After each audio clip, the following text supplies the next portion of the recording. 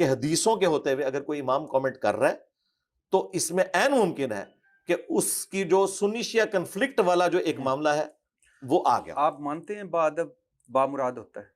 جی رسول اللہ کا ادب کریں گے, جو رسول اللہ کا ادب نہیں کرے گا اس کا ادب کوئی ادب نہیں. نہیں, صلی لیکن اللہ آپ علیہ مانتے ہیں وسلم. بادب بامراد ہوتا ہے؟ جی نبی الاسلام کا ادب. اچھا, اسلام میں آپ مانتے ہیں اخلاق کی اہمیت ہوتی ہے؟ بالکل ہے اخلاق کی اہمیت. آپ ہمارے دین میں ہے کہ یہ میری بھی آپ رہنمائی فرمائیے گا کہ ہم دوسروں کے جھوٹے خداؤں کو جھوٹا نہ کہو.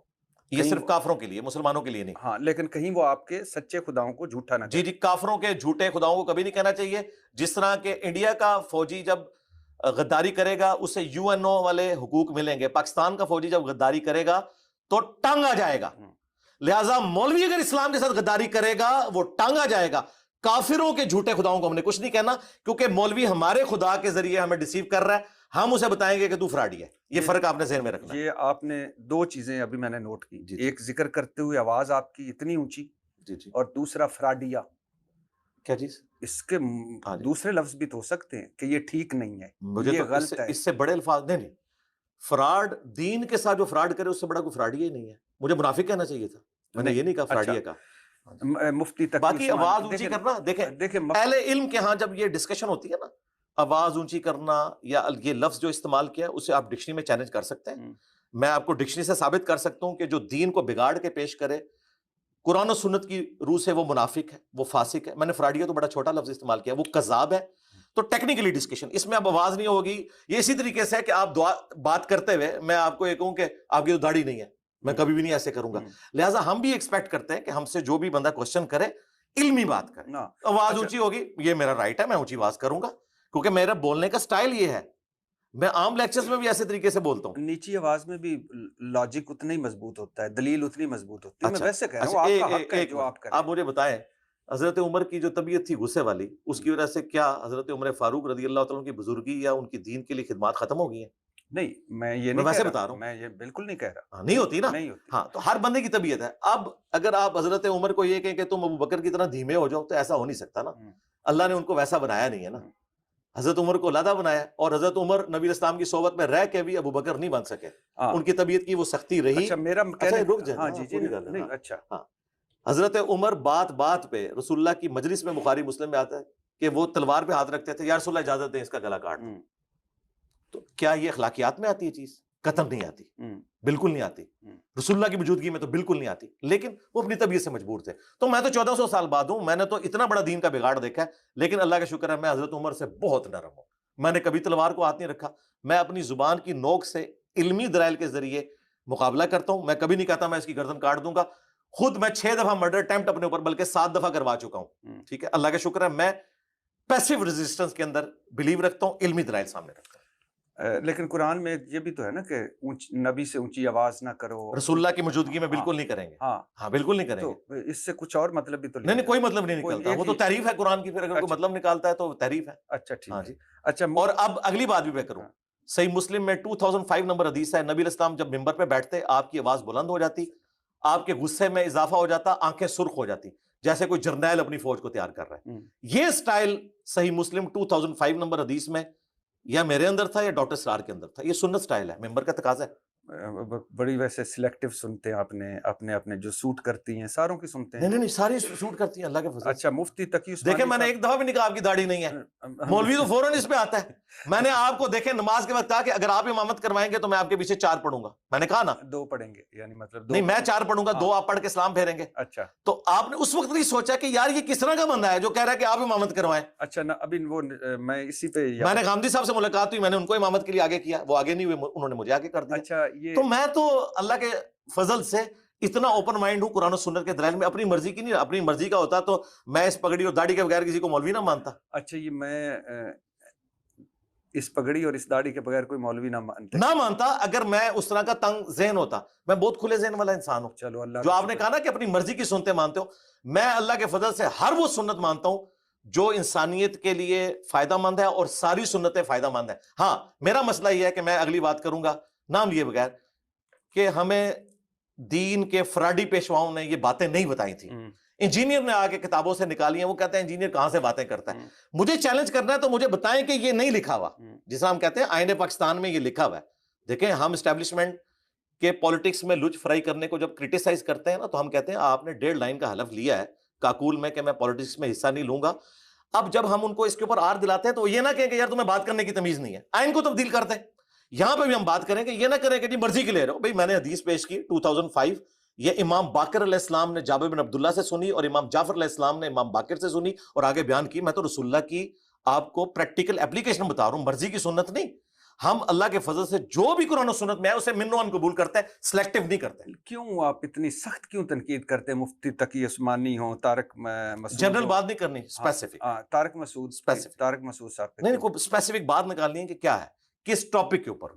یعنی آپ ہاں جی میں آپ کو بتاتا ہوں, میں آپ سے بھی پوچھ لیتا ہوں. ہاں جی سخت فکرے آپ کستے ہیں, سخت ایک جنرل تذیق کا پہلو لگتا ہے. جنرل ہے, اسپیسیفک بات نہیں, تذیق کا پہلو لگتا ہے آپ جب بھی گفتگو کر رہے ہو. نہیں, مثال کے طور پہ میرے نبی صلی اللہ علیہ وسلم سا ہے ہی کوئی نہیں, کوئی شک ہی نہیں, اگلے لکھنے کی ضرورت تھی. ہاں اس لیے تیرے بابے تے شے ہی کوئی نہیں. یہ کس کو میں کہہ رہا ہوں؟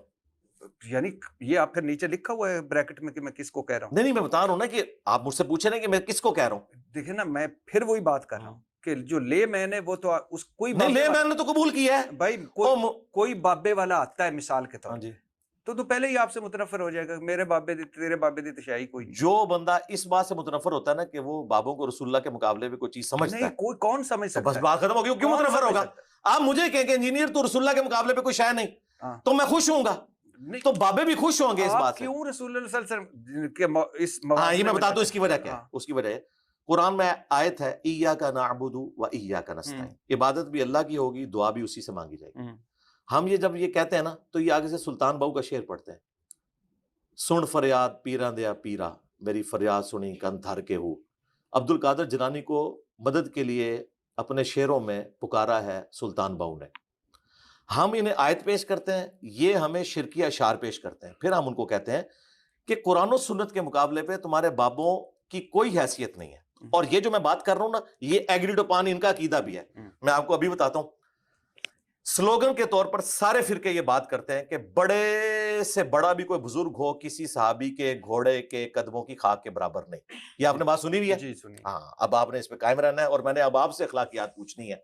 کیا یہ اخلاقیات ہیں کہ صحابی کا گھوڑا جو جانور ہے آپ کسی بزرگ کو اس جانور سے اور اس کے قدموں سے لگی ہوئی خاک سے بدتر کہیں؟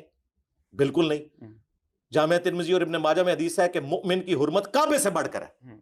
ہمارے نزدیک یہ عقیدہ فراڈ ہے کہ کوئی مسلمان کسی صحابی کے گھوڑے کے قدموں کی خاک سے گیا گزرے. نہیں, وہ مومن ہے, وہ جانور ہے. جانور اور مومن برابر نہیں ہو سکتے.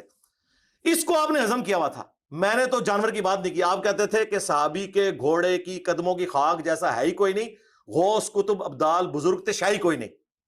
فراڈ کے اوپر مبنی آپ نے ایکسپٹ کیا تھا. میرا تو بڑا سافٹ ہے کہ نبی کے جیسا ہے ہی کوئی نہیں, نبی کے مقابلے پہ کوئی بابا شاہی کوئی نہیں. آپ کیا کہتے تھے کہ ایک جانور اس کے بھی قدموں کی خاک, بلکہ وہ خاک جو نتھروں پہ بیٹھے وہ بزرگوں سے افضل ہے. تو یہ تو آپ کہہ رہے تھے. میں نے تو آپ کے وہ فراڈی پیشواؤں کو, پھر میں وہ بات کروں گا, فراڈی پیشواؤں کو ایکسپوز کر دیا کہ تم تو فراڈ کر رہے تھے. میں نے تو صحیح نعرہ بتایا ہے, میرے نبی جیسا ہے ہی کوئی نہیں, تیرے بابے تے شاہی کوئی نہیں. آپ اچھا ابھی آپ کہہ رہے تھے کہ باقیاں تو شاہی کو نہیں آتی, یعنی موسٹلی تھوڑی سی درمیان میں ہم ہمیشہ رکھتے ہوتے ہیں اقلیت. مفتی حنیف قریشی اور مولانا طارق مسعود سے آپ نے مناظرہ کیوں نہیں کیا؟ ہم مناظرے میں بلیو ہی نہیں رکھتے. نہیں, آپ نے کہا تھا مناظرہ کرنا ہے تو اتوار والے دن آنا, 9 بجے سے پہلے آنا, چند کتابیں لے کر آنا, اور مفتی منیب پتہ نہیں کس سے لکھوا کر لانا. تو یہ نہیں کوئی لکھوا کے ویڈیو بنوا کے, چند لوگ لانا, جیلم چوک پر نہ آنا, اکیڈمی آنا, سب ہو گیا, اور پھر آپ نے نہ سنایا ان کو. نہیں, ایسا کچھ بھی نہیں ہوا, کچھ بھی نہیں ہوا, کچھ بھی نہیں ہوا. کیوں نہیں کچھ؟ میری ایک بنیادی شرط ہے, اپنے بڑے سے ویڈیو بنوا دیں کہ اس کی جیت میری جیت, اس کی ہار میری ہار, اور میرے ہار میرے فرقے کی ہار ہے. کوئی کسی شرط کی ضرورت نہیں, اتوار والے دن آ جائیں, اور ٹائم قیامت تک ہے, آپ کے کیمرے کی وساطت سے جو مرضی. یہ تو آپ چھوڑیں, میں لے کے آ جاؤں کسی کو, بالکل لے, لیکن بڑے سے. مفتی منیب سے نہیں لکھوا کے نہیں سر, لکھوائی تو ٹویٹس بھی ڈیلیٹ ہو جاتی ویڈیو میں. ویڈیو اے آئی نہ ہو جو آپ نے مجھے ابھی دکھائی تھی عامر میر صاحب کی, اس طرح کی نہ ہو, اوریجنل ہو. اچھا یہ میں لکھوا کے لاؤں کہ نہیں, ویڈیو بنوا کے, ویڈیو میں بتا دوں کیا ہے. جس عالم کو بھی آپ لانا چاہتے ہیں اس فرقے کا سب سے بڑا مفتی کرے گا. میں آپ کو نام بھی بتا دیتا ہوں, ہو سکتا ہے کہ آپ کو بندے ڈھونڈنے پڑے. بریلویوں کے اس وقت جو تنظیم المدارس کے ہیڈ ہیں وہ مفتی منیف صاحب ہیں، جو علماء کی ڈگری کو ویریفائی کرتے ہیں. دیوبندیوں کے مفتی تقی عثمانی صاحب ہیں، اہل حدیث کے ساجد میر صاحب ہیں، اور اہل تشیع کے ساجد نقوی صاحب ہیں. یہ 4 ہی فرقے یہاں ایگزسٹ کرتے ہیں نا. جس کو شوق ہے مجھ سے بات کرنے کا، مجھے تو شوق نہیں. اگر کوئی ان سے میری بات کروانا چاہتا ہے کسی ٹاپک کے اوپر، توحید پہ، ختم نبوت کے اوپر، گستاخانہ عبارتوں کے اوپر صلی اللہ علیہ وآلہ وسلم، تو اپنے بڑے سے ویڈیو بنوائے جو اسے آن کرے کہ اس کی ہار میری ہار اور میری ہار میرے فرقے کی ہار، اس کی جیت میری جیت اور میری جیت میرے فرقے کی جیت ہے. یہ میرا ریپ ہے، میں اسے آن کرتا ہوں. تو کسی گلی محلے کے مولوی کے ساتھ بھی مجھے بٹھائیں گے، میں اس کے ساتھ بھی بیٹھ جاؤں گا. میں یہ نہیں کہوں گا کہ اس کی تو کوئی اوقات نہیں، وہ بہت بڑی اوقات ہوگی. یہ میں کیوں کر رہا ہوں؟ اس وقت صرف مولانا فضل الرحمان صاحب کے ہاتھ پہ 5 لاکھ علماء نے بیعت کی ہوئی ہے. مجھے عمر نو بھی مل جائے نا، میں 5 لاکھ کے ساتھ اللہ تعالیٰ بات نہیں کروں گا. ایک سے بات کروں گا، وہ کہے گا اینو تو پتہ ہی کچھ نہیں سی، ایسا بڑا. تو اس کا بڑا آسان طریقہ ہے، ایک ریپریزنٹیٹو کو لانچ کریں، اور بقول ان کے یہ سمجھتے ہیں نا کہ میں کوئی فرقہ لانچ کر کے اس کا بانی بن کے بیٹھا ہوں، نعوذ باللہ من ذالک. تو بھائی آسٹریلیا کی کرکٹ ٹیم کا مقابلہ گڑی شاہو کی ٹیم کے ساتھ نہیں ہوتا، پاکستان کی کرکٹ ٹیم کے ساتھ ہوتا ہے. تمہارا بھی پہلی تو میری ڈیمانڈ یہ ہے کہ تمہارا بڑا ہے بات کرنے کے لیے، ٹھیک ہے؟ اور اگر بڑا نہیں آ سکتا ضعیف العمری کی وجہ سے، تو چھوٹے کو اس طریقے سے ویڈیو میں آن کرے. اور یہ بھی ان کی خواہش کے اوپر. میں نے کبھی کسی کو چیلنج نہیں کیا، یہ چیلنج کرتے تھے نا تو میں نے جواب میں یہ کہا تھا. تو آئے تھے کچھ، آئے 1-2 آئے بھی تھے. آج تک ایک بندہ بھی نہیں آیا جو اپنے مفتی سے ویڈیو بنوا سکے. نہیں وہ ویسے نہیں کرتے. طارق مسعود صاحب آئے تھے نا، ان کو نہیں نہ آن کیا انہوں نے. ان کے تو اپنے علماء نے کہا تھا کہ تم نے جیلم نہیں جانا، جانے سے منع کر دیا تھا. یہاں کسی بھی بڑی دیوبندیوں کی جو مسجد ہے اس میں ان کا پروگرام بھی نہیں رکھا گیا. وہ کہہ رہے تھے کہ ہمارے علماء نے تو منع کیا کہ نہیں جانا. وہ تو اس میں بلیو ہی نہیں کرتے. انہیں پتا ہے کہ انجینئر صاحب بکش باتیں کر رہے ہیں، وہ کتابیں کھول کے سامنے رکھیں گے تو یہ اکیلا تو جائے گا، اس کو تو چلو ویورشپ مل جائے گی، ہمارا کیا بنے گا. اس کو منع کیا تھا. تو اگر آپ سمجھتے ہیں کہ اس طرح کا کوئی بندہ اویلیبل ہے تو ہم نے قیامت تک کے لیے آفر رکھی ہوئی ہے، اور یہ بھی ان کی خواہش پہ. ہمیں کوئی خواہش نہیں ہے، جو بھی بیٹھنا چاہے بیٹھ سکتا ہے. اچھا، مجھے اکثر نا میں سوچتا ہوں، دیکھتا ہوں، مجھے فیل ہوتا ہے کہ طاہر القادری صاحب کا جیسے لائف سٹائل ہے، جیسے طارق مسعود صاحب مذہب کے نام نہیں کرتے. میں تو کبھی نہیں چاہوں گا کہ میں اس قسم کی زندگی گزاروں جن لوگوں کے آپ نے نام لیے. ہم تو سادہ زندگی گزارنا چاہتے ہیں. رہا ان کے اوپر شریف فتویٰ اس وقت لگے گا جب آپ ثابت کر سکے کہ ان کی جو کمائی ہے وہ نعوذ باللہ حرام کے طریقے سے آئی ہے. اگر حلال کے دائرے کے اندر اندر وہ یہ ساری فیسلٹیز اویل کر رہے ہیں تو شریف فتویٰ کوئی نہیں. لیکن آپ کی بات درست ہے کہ پھر یہ نبی اسلام کے حوالے سے وہ باتیں بیان نہ کریں جن کے اوپر خود یہ عامل نہیں ہے. اس اعتبار سے نہیں، دیکھیں ایک وقت میں رو رہے ہوتے ہیں، ہائے میری نبی صلی اللہ علیہ وسلم کا اتنا سا حجرا، ہائے میرے نیچے وہ چٹائی پہ ان کے کمر مبارک پر وہ نشان. اور ایٹ اے ٹائم وہ جو 7 گڈیاں کھڑیاں ہوندیاں نے، اتنے 4 گڈیاں دے بیٹھے ہوندے نے. میرا خیال ہے یہ اتنے خطرناک سوال ہے کہ اس سے میری کانپیں ٹانگ رہی ہیں. میں تو الحمدللہ اس سے آزاد ہوں. یہ آپ نے انہی لوگوں سے پوچھ کے ہمیں بتانا ہے. ہم نے کوئی اگر ایسی بات کی اسپیسیفکلی تو وہ انہیں بری لگے گی. ہم جنرل بات کرتے ہیں کہ لوگ آپ کے بارے میں اس طرح بھی پھر سوال کرتے ہیں. آپ کو اپنی اداؤں کے اوپر غور کرنا چاہیے. آپ نہیں سمجھتے کہ آج کے جو دین کو سب سے بڑا خطرہ آج کے جو عالم دین بنے بیٹھے ان سے بھی ہے، اور سوشل میڈیا کے اوپر جو اویئرنیس اب آ گئی ہے، اس اویئرنیس میں اگر تو آپ ڈائریکشن دے لیں گے تو ٹھیک ہے، ادروائز تو ہماری آنے والی نسلیں جو ہیں وہ ریلیجن سے برگشتہ ہو جائیں گی. کیونکہ اگر آپ دین یہ پیش کریں گے نا کہ عبد القادر جیلانی نے اسرائیل سے روح واپس لے لی تھی، اس قسم کی قصے کہانیاں آپ بیان کریں گے تو لوگ تو متنفر ہوں گے. اس طرح کا تو کوئی دین قرآن و سنت میں بھی نہیں بیٹھتا، نہ سائنٹیفکلی ہے، نہ کرامت کے نام کے اوپر اس طرح کی خلاف شرع باتیں آپ بیان کر سکتے ہیں. تو یہ حقیقت بات ہے کہ علماء کی قصے کہانیاں اور علماء کا اپنا کریکٹر لوگوں کو متنفر کروا رہا ہے دین سے. لیکن جو متنفر ہو رہے ہیں نا انہیں نہیں ہونا چاہیے. میں بھی متنفر ہو سکتا تھا. میں نے تو علماء کو بڑے قریب سے دیکھا ہے. چھوٹی عمر سے میں نے مسجد میں جانا شروع کیا. بہت چھوٹی عمر میں میں دینی ماحول کے ساتھ اٹیچ ہو گیا تھا اپنے اسکول کی لائف میں. یہاں میں اس ممبر پہ بیٹھوں تو اس کے پیچھے میری آلموسٹ 30 سال کی محنت ہے، کتابیں پڑھنے کی اور اس طریقے سے علماء کی صحبت کرنے کی. اس کے بعد کمپیریٹیو اسٹڈی کرنے کے بعد میں نے پوائنٹ آف ویو سامنے رکھا. ماشاءاللہ آپ کی گفتگو سے تو لگتا ہے کہ آپ واحد عالم ہیں اس دنیا میں. نہیں یہ اور بات باقی سارے تو فارغ ہی ہیں. نہیں، میں نے تو آپ کو بتایا ڈاکٹر ذاکر نائک کو میں عالم مانتا ہوں، جن کو ڈگریوں والے مانتے نہیں ہیں. ساتھ ہی الحمدللہ انہوں نے مجہول آپ نے لگا دیا نا. نہیں، وہ میں نے آپ کو بتایا کہ یہ چیز ہے، اور علماء کے پوائنٹ آف ویو سے میں نے بات کی کہ علماء ان کو ویلکم کہتے ہیں اور سٹیج کے اوپر ایکسیپٹ کرتے ہیں، اور ان کی حالت یہ ہے علماء کے کرائٹیریا پہ وہ عالم نہیں ہے، ان کے پاس ڈگری نہیں ہے. چونکہ آپ نے ڈگری سے سٹارٹ کیا تھا تو میں نے اس لیے کہا کہ ہر بات اپنی جگہ پہ صحیح ہوتی ہے. آپ ماشاءاللہ آپ نرگسیت کا شکار تو نہیں ہے؟ نہیں، میں اپنی تو بات کر ہی نہیں چاروں رہا. طرف میں دیکھیں میں اگر ہوں نا تو میں مجموعوں سے خطاب کرتا ہوں، میرا ملینز آف ڈالرز کا بجٹ ہو، اور میں جا کے ایک پرائم منسٹر کے گھر میں جا کے اس کی مسجد میں رو کے دعا کروا رہا ہوں، دوسرے پرائم منسٹر کی بیوی فوت ہو جائے تو اس کا جا کے جنازہ پڑھا رہا ہوں. مجھے آپ نے کہیں دیکھا ہے پبلک گیدرنگز کے اندر، ISPR کی کسی گیدرنگ کے اندر؟ کیا آپ سمجھتے ہیں مجھ سے کوئی رابطہ نہیں کرتا؟ میں اس سسٹم کا بینیفیشری نہیں ہوں اللہ کے فضل سے. تو یہ میں بات تکبر کے طور پر نہیں کہتا، میں اپنی کلیریفیکیشن دیتا ہوں. یعنی میں کہہ سکتا ہوں کہ جناب والا یہ ہیں وہ ذرائع، مجھے بتائیں، مجھے پکڑیں، یہ میرا سورس آف انکم ہے، میں کسی سے چندہ نہیں لیتا. ابھی میں آؤں گا جناب اسپیکر، یہ ہیں وہ ذرائع. نہیں اس پہ نہیں آپ نے آنا، آپ ادھر ہی نہیں میں ابھی آؤں گا اس کے لیے آپ کو بھی چاہیے کہ وہ جو لوگ کسی ایک پارٹی کی لائن لے رہے ہیں نا، ان ساروں کو ایک اپنا لیڈر نامزد کرنا چاہیے، اور پھر آپ سب کو کہنا چاہیے اس کی جیت ہماری جیت، اس کی ہار ہماری ہار ہے، اس کو یہاں بھیجنا ہے. وہ ایک آپ چاہے آپ ہوں یا عمران ریاض ہو، وہ آ جائیں میرے ساتھ. ابھی آپ نے انڈائریکٹ مولانا طارق جمیل صاحب کا ذکر کیا کہ ایک وزیر اعظم کے پاس رو رو کے دعائیں مانگ رہے تھے، دوسری وزیر اعظم کی آپ نے نام ضرور لینا تھا. جب میں نے اشارتاً بات کی ہے، آپ بھی فلاں فلاں کر کے محدثین کی طرح بات کرتے تھے. اچھا میں مجھے بھی وہ عالم بنانا چاہتے ہیں. نہیں اگر آپ بوجھ اٹھا سکتے ہیں تو ضرور کریں. نہیں مجھے تو فرق نہیں پڑتا. کہہ رہے تھے سلیم صافی نہیں، احمد اور نہیں میں آپ کو کہہ رہا ہوں کہ بوجھ اٹھا سکتے ہیں تو بات کریں. پہلا میں نے کون سا اچھا ٹھیک ہے چلیں کریں کیونکہ آپ کہہ رہے ہیں نا کہ میں نے باقی علماء کے پاس بھی پوڈ کاسٹ کر رہی ہے. نہیں مجھے تو فرق نہیں پڑتا. آپ کو کیا اعتراض ہے؟ نہیں مجھے کوئی اعتراض نہیں ہے. آپ کو کیا میں ہمدردی کر رہا ہوں. اگر وہ ایک وزیر اعظم کے پاس رو کے دعائیں مانگ رہے تھے، دوسرے کا جنازہ، مجھے کوئی اعتراض نہیں ہے، لیکن میں ایسے نہیں کر سکتا. میں یہ بتا رہا تھا کیونکہ جب اس کی وجہ یہ کہ جب آپ اس طریقے سے جاتے ہیں نا تو پھر آپ کو چند چیزوں کے اوپر کمپرومائز کرنا پڑتا ہے. کیا؟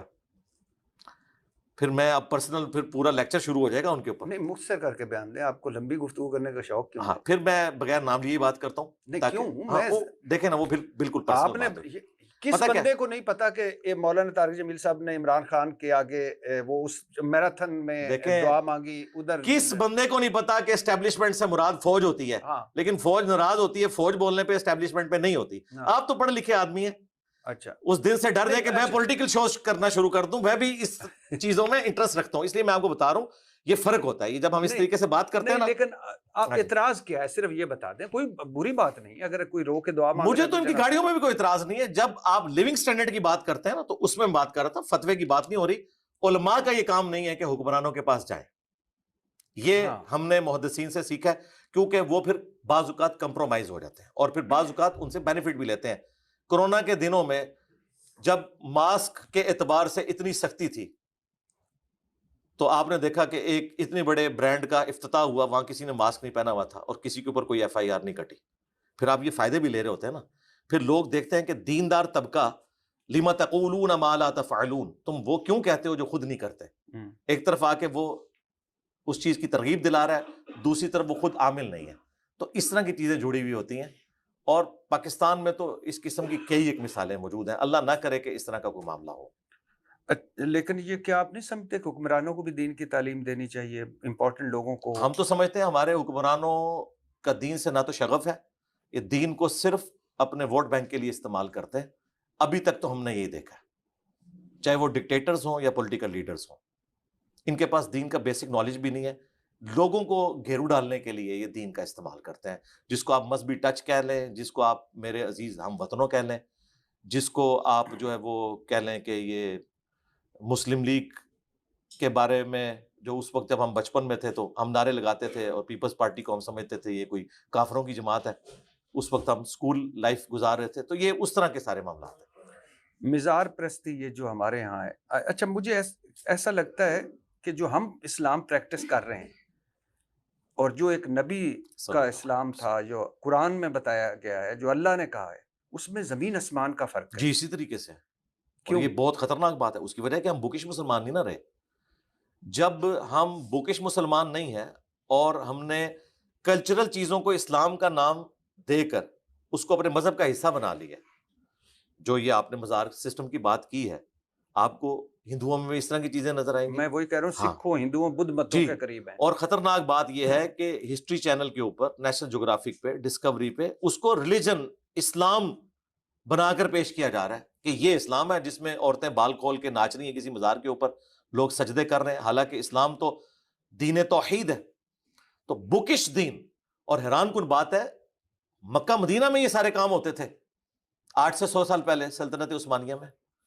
1517 سے 1917 تک کعبہ شریف میں 400 سال تک گریٹ آٹومانم امپائر جسے کہا جاتا ہے, اس نے 4 مسلح ڈالے ہوئے تھے, حنفی, شافعی, مالکی, حنبلی, ایک دوسرے کے پیچھے نماز نہیں پڑھتے تھے, اور اتنے بڑے بڑے قبے اور مزارات بنا دیے تھے. سعودی حکومت نے ان کو توڑا اور امام کعبہ کو مقام ابراہیم پہ کھڑا کیا, یہ ساری بدعات کا خاتمہ کیا. ہم جس مبارک دور میں ہیں کافی ساری بدعات ختم ہو چکی ہیں, ورنہ اگر آج آپ حرمین کو پاکستان کے حوالے کریں تو آپ کو روزہ شریف کے باہر بھی ڈھول سننے کو ملیں گے اور وہاں بھی لوگ ناچتے ہوئے نظر آئیں گے. یہ تو اللہ کا شکر ہے کہ اللہ نے بچا لیا. مزار پرستی کے حوالے سے تو قرآن میں بھی آیا ہے نا, حضور صلی اللہ علیہ وسلم نے کی حدیث ہے کہ قبروں کو مزار نہ بنانا. جی, قبروں کو پکا نہ کرنا, ان پہ مجاور بن کے نہ بیٹھنا, اور ڈائریکٹ بیٹھنا بھی منع ہے, اور ان کے اوپر عمارت نہ بنانا. اس کے علاوہ بھی کافی ساری حدیثیں ہیں, بخاری مسلم میں حدیث ہے, نبی علیہ السلام اپنی وفات کے دنوں میں اما عائشہ کہتی ہیں سلام اللہ علیہا کہ بار بار تکلیف کی وجہ سے چادر ہٹاتے تھے اور کہتے تھے لعن اللہ الیہود والنصارى اتخذوا قبور انبیائہم مساجدا, اللہ کی لعنت ہو یہود و نصارہ پر, انہوں نے اپنے نبیوں کی قبروں کو سجدہ گاہ بنا لیا تھا. اما عائشہ کے الفاظ ہیں بخاری مسلم میں, 1390 نمبر حدیث ہے بخاری کے اندر, یہ مسلم میں بھی ہے, کہ اگر ہمیں خطرہ نہ ہوتا کہ لوگ رسول اللہ کی قبر پہ سجدے شروع کر دیں گے تو میں حجرے عائشہ کی دیوار کو گرا دیتی, لوگ ڈائریکٹ حضور کی قبر کی زیارت کرتے. اس زمانے میں بھی قبر رسول پہ کوئی نہیں جاتا تھا جب تک کہ اما عائشہ انٹرویو کر کے اسے اجازت نہیں دیتی تھی, کیونکہ ان کے گھر کے اندر تھی نا قبر مبارک. بعد میں تو خیر عمر بن عبدالعزیز کے دور میں ویسے ہی وہ دیوار بن گئی. یہ جتنے حکمران آپ کے جاتے ہیں نا وہ دیوار تک جاتے ہیں, قبر تک کوئی نہیں جاتا. جی جی. تو نبی علیہ السلام کی قبر کے ساتھ بھی یہ کچھ ہونا تھا, اور یہ حضور کی دعا قبول ہوئی. مسند احمد میں حدیث ہے اللہم لا تجعل قبری وثنا یعبد, اے اللہ میری قبر کو وہ بت نہ بننے دینا کہ لوگ اس کی پرستش کریں. تو نبی علیہ السلام کی قبر مبارک کو اللہ تعالیٰ نے اس حوالے سے محفوظ رکھا ہے, ایٹ لیسٹ کہ وہاں پر ایسی سخت لوگ لگ گئے کہ جو اس طرح کے کام ہونے نہیں دیتے. آپ دوبارہ مجھے ریپیٹ کیجئے گا کہ قبر پکی نہ کرنا. جی, قبروں پہ عمارت نہ بنانا, اور اس پہ بیٹھنا نہیں, ڈائریکٹ بیٹھنا بھی منع ہے, اور اس پہ مجاور بن کے بیٹھنا بھی منع ہے. قبر پکی نہ کرنا یہ تو میں نے سنا تھا, اس پر عمارت نہ بنانا اور اس پر مجاور نہ بننا. جی, 2445 نمبر حدیث ہے صحیح مسلم کے اندر, اس پر مت بیٹھنا. اب بیٹھنے کی تشریح محدثین نے 2 طریقے سے کی ہے, ایک ہے قبر پہ ڈائریکٹ بیٹھنا, وہ بھی اس کی توہین ہے, اور اس پہ مجاور بن کے بیٹھنا, یہ بھی منع ہے. اس کے ثبوت میں وہ جامع ترمذی میں حدیث ہے, نبی علیہ السلام غزوہ حنین کے موقع پر ایک جگہ سے گزرے جہاں پر ایک درخت تھا جس پہ مشرکین عرب اپنی تلواریں لٹکاتے تھے, اس کا نام تھا ذات انوات, اور ان کا یہ عقیدہ تھا کہ جب ہم اس پہ تلوار لٹکاتے ہیں نا تو برکت سے ہم جنگ جیتے ہیں. تو صحابہ کرام میں سے بعض لوگوں نے کہا کہ یا رسول اللہ آپ بھی ہمارے لیے ایک درخت مقرر کر دینا, اس سے برکت ہم حاصل کریں. تو نبی علیہ السلام کو غصہ آیا, آپ نے کہا سبحان اللہ, اللہ پاک ہے, تم نے تو وہی بات کر دی جو موسیٰ کے ماننے والوں نے کر دی تھی جب موسیٰ علیہ السلام اپنے ساتھیوں کے ساتھ جا رہے تھے. سورۃ الاعراف کی آیت نمبر 138 تلاوت کی. کچھ لوگوں کو بتوں پر اعتکاف کرتے ہوئے دیکھا, انہوں نے کہا اے موسیٰ اللہ کا کوئی بت بنا دیتے, ہم اس کے سامنے بیٹھ جاتے. تم نے تو مجھ سے بت مانگ لیا ہے, حالانکہ بت نہیں مانگا تھا, صرف برکت کی بات. نبی علیہ السلام کی امت آج درختوں کے اوپر ٹاکیاں باندھ رہی ہے. آپ دیکھیں ایک ڈکٹیٹر کی قبر ہے شاہ فیصل مسجد کے پاس, اس پہ بھی ٹاکیاں باندھی ہوئی ہیں. اور ہمارے جنوبی پنجاب اور سندھ والی سائڈ کے اوپر پیر شلوار شاہ ہے جہاں لوگ شلواریں اپنی لٹکاتے ہیں. یہ اس نبی کے ماننے والے ہیں جس نے صحابہ کرام کو ایسا درخت نہیں دیا جس پہ وہ تلوار لٹکا سکیں, انہوں نے ٹاکیاں باندھی ہوئی ہیں. تو یہ کہاں سے لے آئے اتنی, کیسے انہوں نے دین کی خلاف ورزی یہ کر؟ سارا صوفیزم کی وجہ سے ہوا نا, مسٹسزم, تصوف, یہ ایک پیرلل میں اسکول آف تھاٹ ہے جو کرسچن میں بھی ہے, جوز میں بھی ہے, اور مسلمانوں میں بھی ہے. یہ اس کے زیر اثر سارا کچھ ہوا, اور تھیندے تھیندے ہم تھیں گے. ان کو نہیں پتا کہ ہمارے نبی کی کیا پھر میں وہ بات کروں گا تو شاید لوگوں کو بری لگے, آپ کو بھی. میں نے جو بات کی تھی, یہ فراڈیاں ہیں دین کے نام کے اوپر, انہوں نے پڑھا ہوا ہے, اس کے باوجود یہ سب کچھ کرتے ہیں. دیکھیں علماء کی ڈگری ہیں نا, دنیاوی ڈگری ہیں, اور آپ دیکھیں ہمارے کئی وزیر ساری سیاسی جماعتوں میں بیٹھے ہوئے ہیں جو پیر خانوں کو چلا رہے ہیں, کینچی لے کے کاٹ رہے ہیں چٹیا, 5 रुपए کا सिक्का भी नहीं चंदे पे छोड़ते और जाके कब्रों को गुस्ल दे रहे हैं। वहां पर खाना काबा शरीफ को गुस्ल दिया जाता था, इन्होंने मज़ारात को गुस्ल दिए। गलाफ काबा चढ़ता था, इन्होंने कब्रों के ऊपर गलाफ चढ़ाने शुरू कर दिए। कौन पढ़े लिखे लोग, बाहर से डिग्रियां की हुई हैं। इस वक्त भी एक बहुत बड़े हमारे सिटिंग मिनिस्टर हैं, आप समझ लें कि सेकंड टू वो हमारे प्राइम मिनिस्टर के हैं जी, मैं समझ। और वो आप देख रहे हैं कहां जाके वो गुस्ल दे रहे होते हैं, लाहौर के मजार के ऊपर। आप इनसे पूछे कि दुनियावी डिग्री इनकी देख लें और दीन का नॉलेज देख लें। और ये जो एक कदम कदम पर हमने एक बाबा बिठाया हुआ है, जी हाँ जी, और ये जो पुलों की हिफाजत के ऊपर बाबे रखे हाँ, हैं, बाबे रखे और माउंट कैच करते हैं। और मुश्किल कुशा मसीहा। और मैं अगले दिन एक वीडियो देख रहा था, वो बाबे को कह रहा था, बाबा मुझे माफ कर दे, बाबा मुझे माफ कर दे। तो ये कौन सा इस्लाम है? अस्तगफुरुल्लाह, ये कोई इस्लाम नहीं है जी, और ये बिल्कुल झूठ है। मुझे बताएं, 1965 कोई दूर की बात नहीं है, ये 1885 की बात नहीं है। 1965 के बारे में करोड़ों लोग पाकिस्तान में क्लेम कर रहे हैं कि लाहौर के जो बाबा जी हैं जिनका मजार है, उन्होंने रावी के पुल पे आके बम कैच किए थे। अच्छा, ये सेम स्टोरी आपको जेलम में भी मजार मौजूद है, 4 दरिया के इस तरफ 3 उस तरफ, वो कहते हैं वो भी बम पकड़ते थे। इंडिया चले जाएं, उन्होंने म्यूजियम में बकायदा वो बम रखे हुए हैं जो उनकी देवियों ने पकड़े हैं। सब कुछ फ्रॉड चल रहा है। अब ये कैमरे का दौर है, अगर कोई करतब करेगा पकड़ा जाएगा। डेविड कॉपरफील्ड, मैं समझता हूं कि वो इन बाबों के मानने वालों से बेहतर है। एटलीस्ट उसने कहा मैं इल्यूजन कर रहा हूं, वो ये क्लेम नहीं करता मैंने कुछ फिजिकली किया, वो कहता नजरों का धोखा है, ऐसा नहीं है। और बकायदा वीडियोस भी चढ़ गई हैं कि वो किस तरीके से पानी पे चलता है, दीवार पे, और उड़ना, सब कुछ। ये सब कुछ फ्रॉड है। अगर कोई चीज होती है करके दिखा देते। वो हमारे उस्ताद डॉक्टर इसरार साहब कहते थे कि हम कुनूत नाज़िला काबा शरीफ में भी पढ़ते रहे, उसके बावजूद इसराइल जो है वो फैल ही गया। और आज भी जो इस वक्त फलस्तीनियों की हालत है, तो ये बाबे जो निगाहें मारते थे, एक निगाह जरा इसराइल की तरफ मारे ना, जला के राख कर दें। इसके जवाब में आपको पता है ये क्या कहेंगे कि अल्लाह ताला क्यों नहीं करता, ये आगे से कहते हैं। तो हम बताते हैं कि अल्लाह ताला ने गारंटी सिर्फ अबरा के लश्कर के लिए ली थी। उसके बाद यजीद पलीद के दौर में, हज्जाज इब्न यूसुफ जब गवर्नर था, उस दौर में भी खाना काबा के ऊपर चढ़ाई हुई, अल्लाह ताला ने हिफाजत नहीं की। अल्लाह ने दुनिया को असबाब के साथ जोड़ा हुआ है। लेकिन इनका क्लेम यह है कि बाबे हिफाजत करते हैं। अब कराची में एक बहुत बड़ा मजार है जो कहते हैं समुंदर रोका हुआ है, बेहतरीन चर्च हिरवन उस मजार पे बिकती है। हमारे भाई जो है इकरारुल हसन साहब, उन्होंने सारा एक्सपोज किया है। तो जो बुजुर्ग अपने मज़ारात के ऊपर खुराफात को नहीं संभाल सक रहे, वो पाकिस्तान का निज़ाम कहाँ से चलाएंगे और दुनिया का निज़ाम कहाँ से चलाएंगे? अब तो इस्लाम इतनी तरक्की कर गया है कि एक बाबा इधर शुफ शुफ कर रहा होता है, फूंक मार रहा होता है, लंदन में उससे मुस्तफीद हो रहे होते हैं। तो आप किन दौर की बात कर रहे हैं कि अब तो इस्लाम तरक्की कर गया है? जी, इस्लाम तरक्की कर गया है। इसको अगर आप इस्लाम समझते हैं तो ये इस्लाम तो नहीं है, ये सूफीज़म है। मुसलमान ज़रूर तरक्की कर गए हैं कि उन्होंने अपनी जदादें बना ली हैं इस्लाम को बेच बेच के। और मैं हैरान होता हूँ यूरोप और अमेरिका के मुसलमानों के ऊपर कि दीन में वो बिल्कुल सिफर हैं, वैसे उनके पास आप डिग्रियां देखें और इन जहल लोगों के सामने बैठ के इस तरह की हरकतें करवा रहे होते हैं। तो मैंने इनको एक चैलेंज दिया है कि ये रूहानी ऑपरेशन करते हैं ना, फूके मार के, बाईपास का ऑपरेशन कर दिया, किसी के गुर्दे जारी कर दिया, हम कहते हैं छोड़ दें। छोटा सा टेस्ट केस रखते हैं, एक नौ मौलूद बच्चा लाएंगे, फूक मार के ना उसका खतना करके को बताते हैं बगैर ब्लेड मारे। और इस पर मैंने अगली बात की थी इशारतन कि अगर खतरा ना हुआ ना तो फिर सजा ये होनी चाहिए, उस फ्राडिये की बुजुर्गी फिर फारिग होनी चाहिए। तो पता चल जाएगा, खतना नजर आ जाना है, बाईपास नजर नहीं आना। वो भी आप देखेंगे तो वो भी पता चल जाएगा इस तरीके से बाईपास नहीं होता। तो ये सारे जाली लोग हैं, इनका धंधा चला हुआ है। और इसमें मैं अपनी जो हुकूमतें हैं, हुकूमतें तो नहीं कहना चाहिए, रियासत को मुजरिम समझता हूं। हुकूमतें तो बदलती रहती हैं कि जो इनकी पुष्टपनाही करती हैं। आपको सारे वजीर इस्लामाबाद के एक दरबार पे शाम के वक्त बैठे हुए नजर आएंगे, पढ़े लिखे वजीर। और जिनकी आप ये बात कर रहे हैं उनके पास भी आपके एक्स प्राइम मिनिस्टर जाके बैठते हैं, हालांकि एक डिसेंट आदमी है, एक एक्स प्राइम मिनिस्टर हमारे, वो उनके पास जाके बैठते हैं, उनकी दोस्ती जारी है उनके साथ। हालांकि इतनी अच्छी गुफ्तगू करते हैं, आप टीवी पे देखें, डेमोक्रेसी की भी वो बात करेंगे। वो अब नून लीग को छोड़ चुके हैं, मैं उनकी बात कर रहा हूँ। मैं तो उनसे एक्सपेक्ट नहीं कर रहा था कि वो इस किस्म के जाहिल लोगों के पास जाके बैठते हैं, दीन के मामले में जीरो। मैंने इनका लंदन में देखा, ये शुभ शुभ फूकों वाले का, लंदन, बर्तानिया, पढ़े लिखे लोग 3 पीस सूट में, और वो खड़े हैं और वो हाथ माथे पे हाथ रख के फूंके मरवा रहे हैं पूरे हॉल में। तो ठीक है, वहां जो ये मेडिकल का फिर लेते हैं ट्रीटमेंट और जो खर्चा सारा होता है, یو کے کی گورنمنٹ کا, تو کینسل کروائیں نا, اپنا میڈیکل کینسل کریں, ادھر سے بھوکے مروایا کریں. ابھی میں ایک کراچی کے بابے کو سن رہا تھا, وہ اسلام پورے کو موٹر سائیکل سواری میں لے آئے تھے, اور وہ کہہ رہے درمیان میں تکیہ رکھیں, اسلام محفوظ ہو جائے گا. جی جی جی, دو بندوں کے درمیان. اور کسی کے دماغ میں اگر بات نہیں بھی آنی انہوں نے ڈال دی تھی. جی, اور کھیرے کا کاٹنے کا شرعی طریقہ بتا رہے تھے.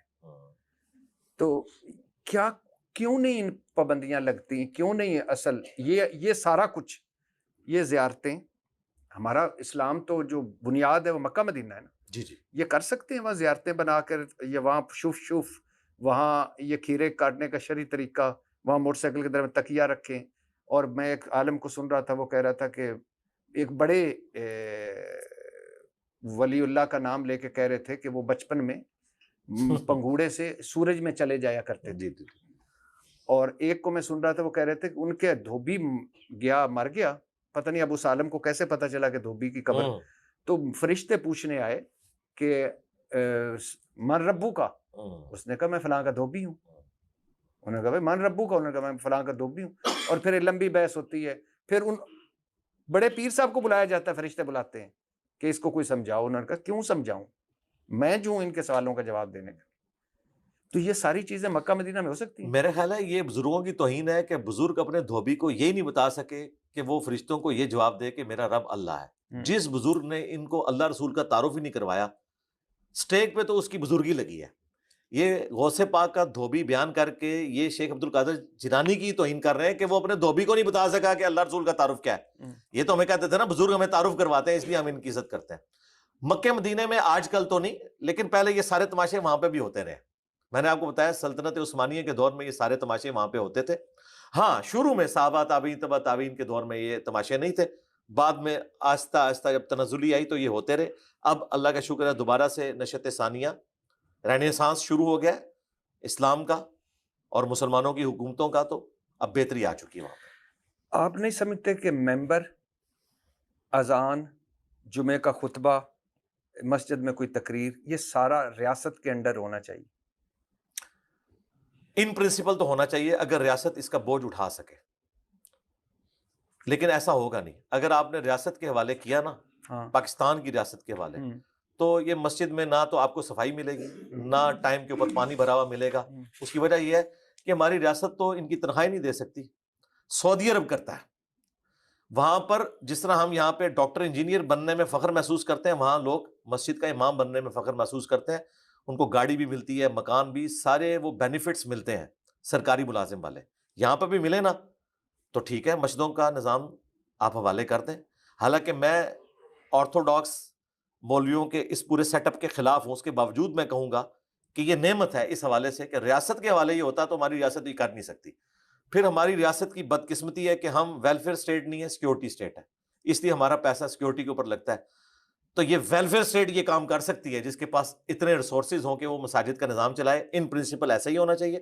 حضرت عمر فاروق رضی اللہ تعالیٰ عنہ کے دور میں فوجیوں کی بھی تنخواہیں لگی ہوئی تھی. مسجد کے جو محتمم تھے وہ باقاعدہ پیڈ لوگ اس اعتبار سے تھے کہ وہ وقف ہوتے تھے. وہ نماز پڑھانے کی تنخواہ نہیں ہوتی تھی, اس پورے سیٹ اپ کو چلانے کی تنخواہ ہوتی تھی کہ آپ نے رسپانسبلٹی کا مظاہرہ کرنا ہے, سارے محلے والوں کی تکلیف سننی ہے, اور اس طریقے سے انہیں آپ نے پازیٹیولی گائیڈ کرنا ہے.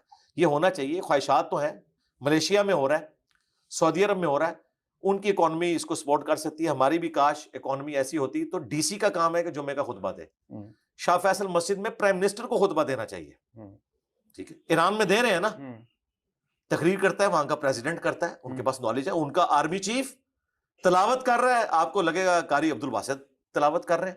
اسی طریقے سے طیب اردگان کو آپ دیکھیں, انہوں نے ماشاءاللہ ایسی قرات کی, جب آیا صوفیہ کھولا گیا تو کوئی قاری بھی نہیں ویسے کر سکتا. انہوں نے سب کچھ سیکھا ہے, تو پھر وہ سیکھا ہوا بھی ہو نا. ہمارے جو پولیٹیکل لیڈرز ہیں وہ تو قرآن پاک صحیح طریقے سے تلاوت بھی نہیں کر سکتے, نماز بھی سنے تو پتہ نہیں کتنے لوگوں کو نماز آتی ہوگی. میں اکثر دیکھتا ہوں کہ یعنی والد کا جنازہ ہے, بیٹا پیچھے کھڑا ہے, کوئی مولانا صاحب پڑھا رہے ہیں, اس کے بعد آ جاتا ہے کل, وہ بیٹا وہ ریڈیو یا کوئی ٹی وی کا لگایا ہوا ہے, کتنے آؤٹ ہوئے ہیں, اور وہ اندر قرآن پڑھی جا رہے ہیں والد صاحب کے لیے, اور وہ دھڑا دھڑ ایسے پڑھی جا رہے ہیں, سارا کری جا رہے ہیں. یہ جو قرآن ہمارے تھے یہ قرآن خوانیوں کے لیے ہے یا قرآن فہمی کے لیے, اور ہم قرآن فہمی سے کیوں دور ہیں؟ بھٹی صاحب اس وقت تو آپ کو 500 روپے میں پڑھا پڑھایا قرآن مل جاتا ہے. اب تو آپ کو بندے بھی بلوانے کی ضرورت نہیں ہے, پیمنٹ کریں, اتنے قرآن آپ کو چاہیے, فی قرآن 500 روپے آپ دیں تو آپ کو قرآن مدارس سے مل کیا جاتا کہہ ہے. رہے ہیں 500 روپے میں؟ 500 روپے میں قرآن پڑھا ہوا. آپ کہنا کہ جی میرا فلاں رشتہ دار فوت ہو گیا, مجھے 10 قرآن چاہیے سال ثواب کے لیے, تو وہ تو کہیں گے ٹھیک ہے جی 5000 میں مل جی جائیں؟ جی 5000 میں مل جائیں گے, اور بندے بھی بھیجنے کی ضرورت نہیں ہے, آن لائن آپ کے پاس ڈلیوری ہے. ابھی آپ دیکھیں کئی یوٹیوب چینل ہیں جو کہہ رہے ہیں کہ آن لائن بکنگ کرائیں گے, اگر آپ نے لاہور مزار کے اوپر دیکھ دینی ہے تو میں آپ کی طرف سے چڑھا دوں گا. یہ وہ کچھ ہو رہا ہے. قرآن پاک اس لیے نازل نہیں ہوا تھا کہ قرآن پاک کو اس طریقے سے مردے بخشوانے کا ذریعہ بنایا جاتا, جو کہ طریقہ بھی غلط ہے. میت کی طرف سے آپ دعا کر سکتے ہیں, صدقہ خیرات کر سکتے ہیں, قرآن پڑھ کے بخشنا یہ تو کوئی ثابت نہیں ہے. اور اس شخص کی میت پہ قرآن پڑھ کے بخش رہے ہوتے ہیں جس نے پوری زندگی خود قرآن کھول کے نہیں پڑھا کہ قرآن میں کیا لکھا ہوا ہے, اور بچوں کی تربیت نہیں کی. ہمارے استاد ڈاکٹر سرار صاحب کہتے تھے کہ ہر باپ کو اپنی بیٹی کا نکاح خود پڑھانا چاہیے, ہر بیٹے کو اپنے باپ کا جنازہ خود پڑھانا چاہیے. اسلام میں تو پائیت نہیں ہے, پوری امت ہی دائی ہے. کنتم خیر امت اخرجت للناس, جو میں نے سٹارٹ میں بھی بات کی تھی کہ یہ پوری امت کا کام ہے. تبلیغی جماعت ہماری کس بنیاد پہ چل رہی ہے؟ ڈگری ہولڈرز تو نہیں ہے, جو سیکھتے ہیں وہ آگے سکھاتے ہیں. جو کریٹیکل مسائل ہیں ان کے لیے ٹھیک ہے, بڑے علماء کی طرف آپ رجوع کریں گے, اور وہ بھی پھر سائنٹیفک جو ایشوز آئیں گے اس کے لیے پھر سائنسدانوں کی طرف رجوع کیا جائے گا. فَاسْأَلُوا أَهْلَ الذِّكْرِ إِن كُنتُمْ لَا تَعْلَمُونَ, اگر تمہارے پاس علم نہیں تو اہل علم سے پوچھو. یہ ہوگا اس میں.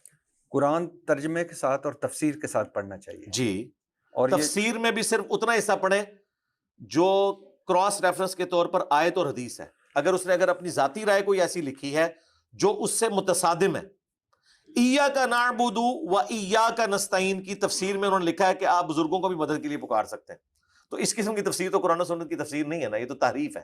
اس لیے میں اس کے لیے جملہ بولتا ہوں کہ آپ نے مولانا شریف کو قرآن شریف سے نکال کے ڈائریکٹ قرآن شریف کو پڑھنا ہے جو ترجمہ ہے اس کا, اور تفسیر صرف اتنی پڑھنی ہے جو کراس ریفرنس قرآن و حدیث کا. اگر اس کی اپنی تھاٹس ہیں وہ آپ نے نہیں لینی.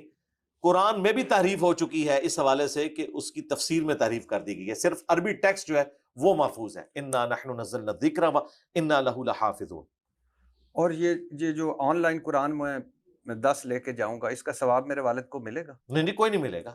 والد کو وہ ثواب ملے گا جو صحیح مسلم ہے کہ جو نیک اولاد اس کے لیے کرتی ہے, یا اس نے اپنی زندگی میں صدقہ جاریہ کیا, یا علم کی کوئی بات کی. یہ 3 چیزیں. اور یہ جو گھر میں فوت یہ ہونے سب کے بعد بدعات ہیں, بدعت ہے. بدعات ہیں. اور یہ جو گھر میں فوت یہ ہونے سب کے بعد بدعات ہیں, بدعت ہے. بدعات ہیں. نبی صلی اللہ علیہ وسلم کے نہیں, دور کوئی میں ثابت نہیں ہے. جنازہ پڑھنا ہے آپ نے, اس کے بعد دعا کرنی ہے قبر پہ جا کے, ابو داؤد میں حدیث موجود ہے, سوالوں کی استقامت کے لیے. اس کے بعد آپ پوری زندگی صدقہ خیرات کریں ان کے نام پہ. جی, ان کے نام کے اوپر, اس کا ثواب ان کو ملے گا. سنن ابن ماجہ میں حدیث موجود ہے کہ ایک شخص کا مرنے کے بعد مرتبہ اللہ نے بلند کیا, تو اس نے کہا کہ یہ تو میرا عمل نہیں تھا, نبی اسلام نے وحی کے ذریعے بتایا. تو اس کو بتایا گیا کہ تیرے بیٹے نے تیرے لیے دنیا میں استغفار کی ہے, اس کی برکت سے ہم نے تیرا یہ مرتبہ بلند کیا. یہ جو آئے روز ہم ختم کرواتے ہیں یہ اسلام میں نہیں ہے؟ کوئی نہیں, بالکل نہیں. جو کروا رہے ہیں وہ بھی مانتے ہیں کوئی نہیں ہے, وہ کہتے ہیں یہ ہم نے انوینٹ کیے ہوئے. اور یہ جو آئے دن کی محفلیں لگتی ہیں, کون سی محفلیں؟ محفلیں جس میں آپ نے بیٹھ کے وہ چلے مراقبے میں چلے جاتے ہیں. محفل تو اگر یہ ہے نا کہ درس قرآن ہو رہا ہے, درس حدیث ہو رہا ہے, وہ تو ٹھیک ہے. باقی یہ جو ارتگرل ڈرامے کے اندر آپ کو ناچ گانا دکھاتے ہیں مسجد میں, ایسے سب بدعات ہیں, اس کا کوئی دین سے. کیا صحابہ کرام ایسے ہاتھوں میں ہاتھ ڈال کے ناچتے تھے مسجد کے اندر؟ اور یہ جو میلاد کے نام پہ ہو رہا ہے جلسہ جلوس ریلی, رنگ برنگی نعتیں, اور پھر اس کے بعد ماڈل ہاں مکے مدینے کے, اور مرد و عورت کا اختلاط, اور پیچھے ڈسکو قسم کی قوالیاں, یہ تو وہ خود بھی کہتے ہیں نہیں تھا. ایک چیز تھی, صحیح مسلم میں 2750 نمبر حدیث ہے, نبی الاسلام پیر کا روزہ رکھتے تھے. پوچھا گیا کیوں رکھتے ہیں؟ فرمایا فیہ ولدت وفیہ انزل علیہ, اس دن میں پیدا ہوا, اس دن مجھ پہ پہلی دفعہ وحی نازل ہوئی. تو نبی الاسلام جشن قرآن بھی ہر منڈے کو مناتے تھے, اور جشن ولادت بھی روزہ رکھ کے, اور ہم راشن پھاڑ کے مناتے ہیں.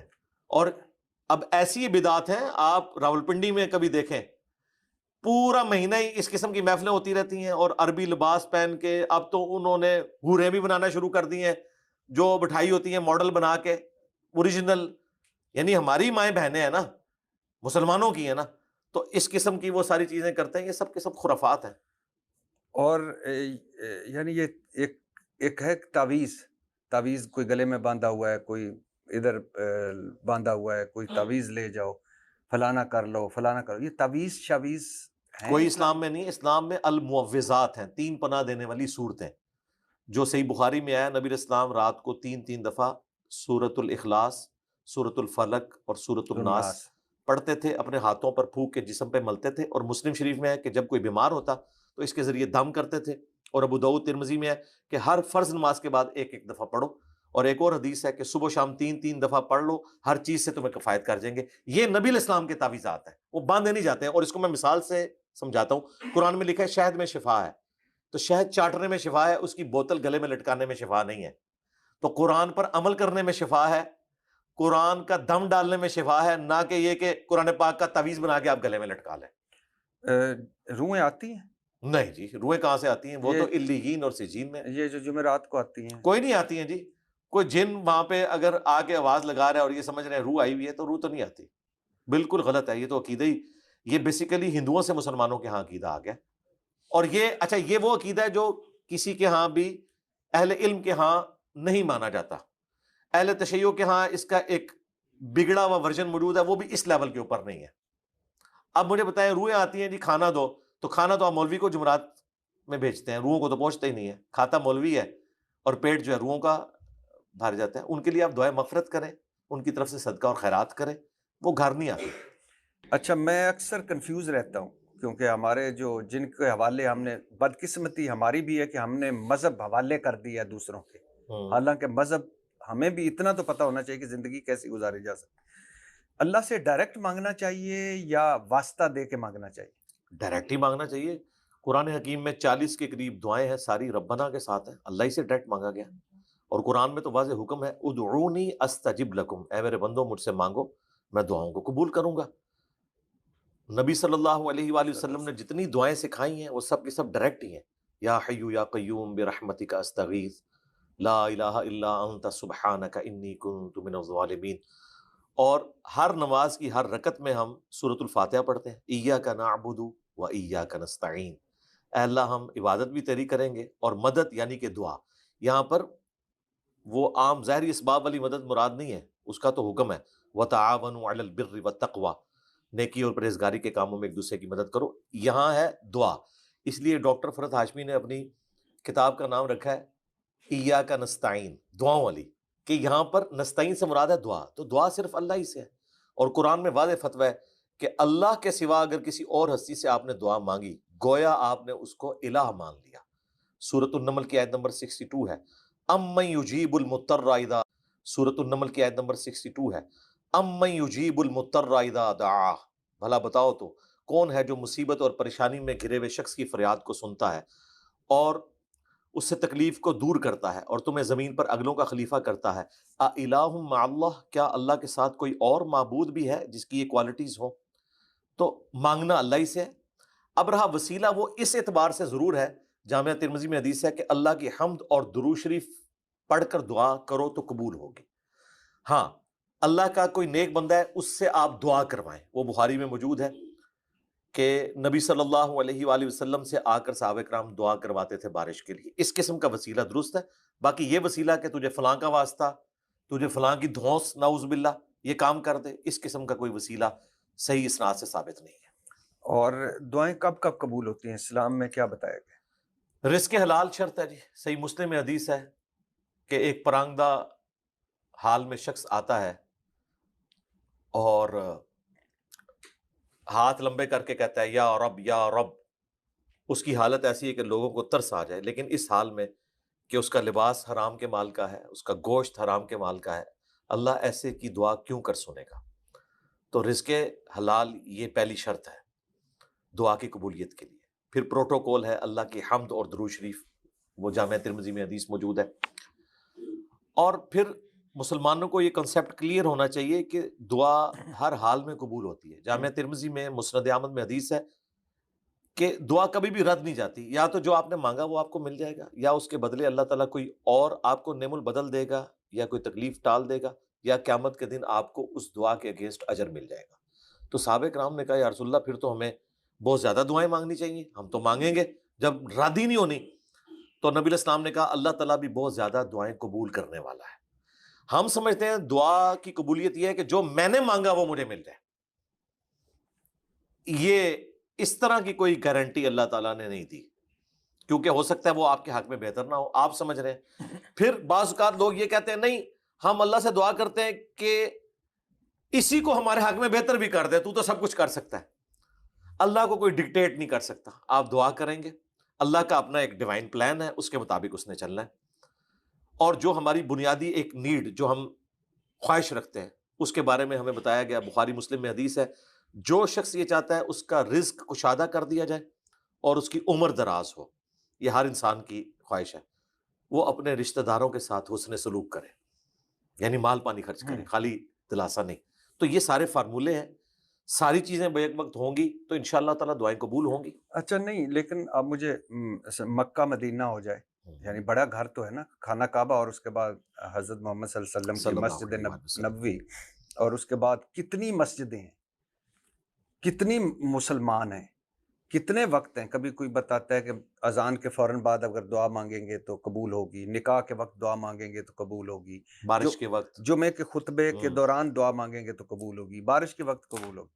اور اتنا مکہ مدینہ اور مسجدیں، اتنے مسلمان، 56 مسلمان ملک ہیں اور پتہ نہیں 2.25 ارب کے قریب مسلمان، جی ہاں، لیکن نہ فلسطین آزاد ہو رہا ہے، رو رو کے امام کعبہ دعائیں مانگتے ہیں فلسطین کے لیے، نہ کشمیر کے کوئی حالت بدل رہے ہیں، نہ مسلمانوں کی اپنی حالت کوئی بدل رہی ہے، تو کدھر جاتی ہیں وہ دعائیں؟ اس لیے کہ جس طرح ہم نے دنیا میں اپنے معاملات کو مینج کرنے کے لیے ایس او پیز بنایا نا، تو اللہ تعالیٰ کے بھی ایس او پیز ہیں۔ اللہ تعالیٰ نے قرآن میں بتایا ہوا ہے کہ جب کوئی امت اپنے پیغمبر کی تعلیمات کو چھوڑ دیتی ہے تو دیکھ لیں بنی اسرائیل جن میں ہزاروں انبیاء آئے، 3 بڑی کتابیں نازل ہوئیں، تورات، زبور، انجیل، جب انہوں نے روگردانی کی تو اللہ تعالیٰ نے کہا ضربت علیہم الذلہ والمسکنہ وباؤوا بغضب من اللہ، ان پر ہم نے ذلت، رسوائی، مسکنت اور اللہ کا غضب نازل کر دیا قیامت تک کے لیے۔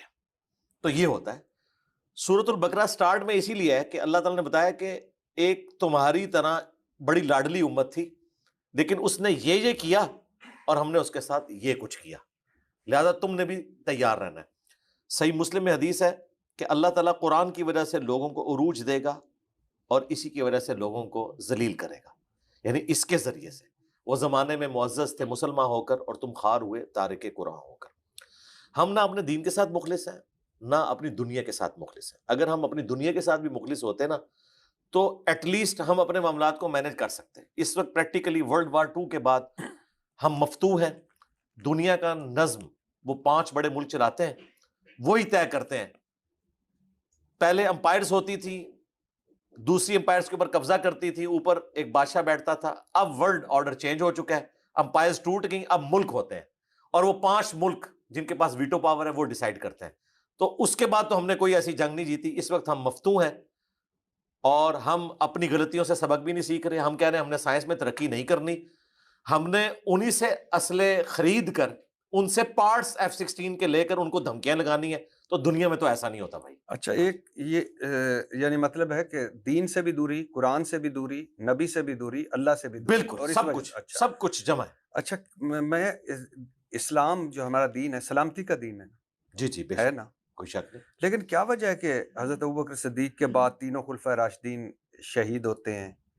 حضور صلی اللہ علیہ وسلم کی وفات کے 50-60 سال کے بعد پورا ان کے نواسہ رسول اور پورا خاندان شہید ہو جاتا ہے۔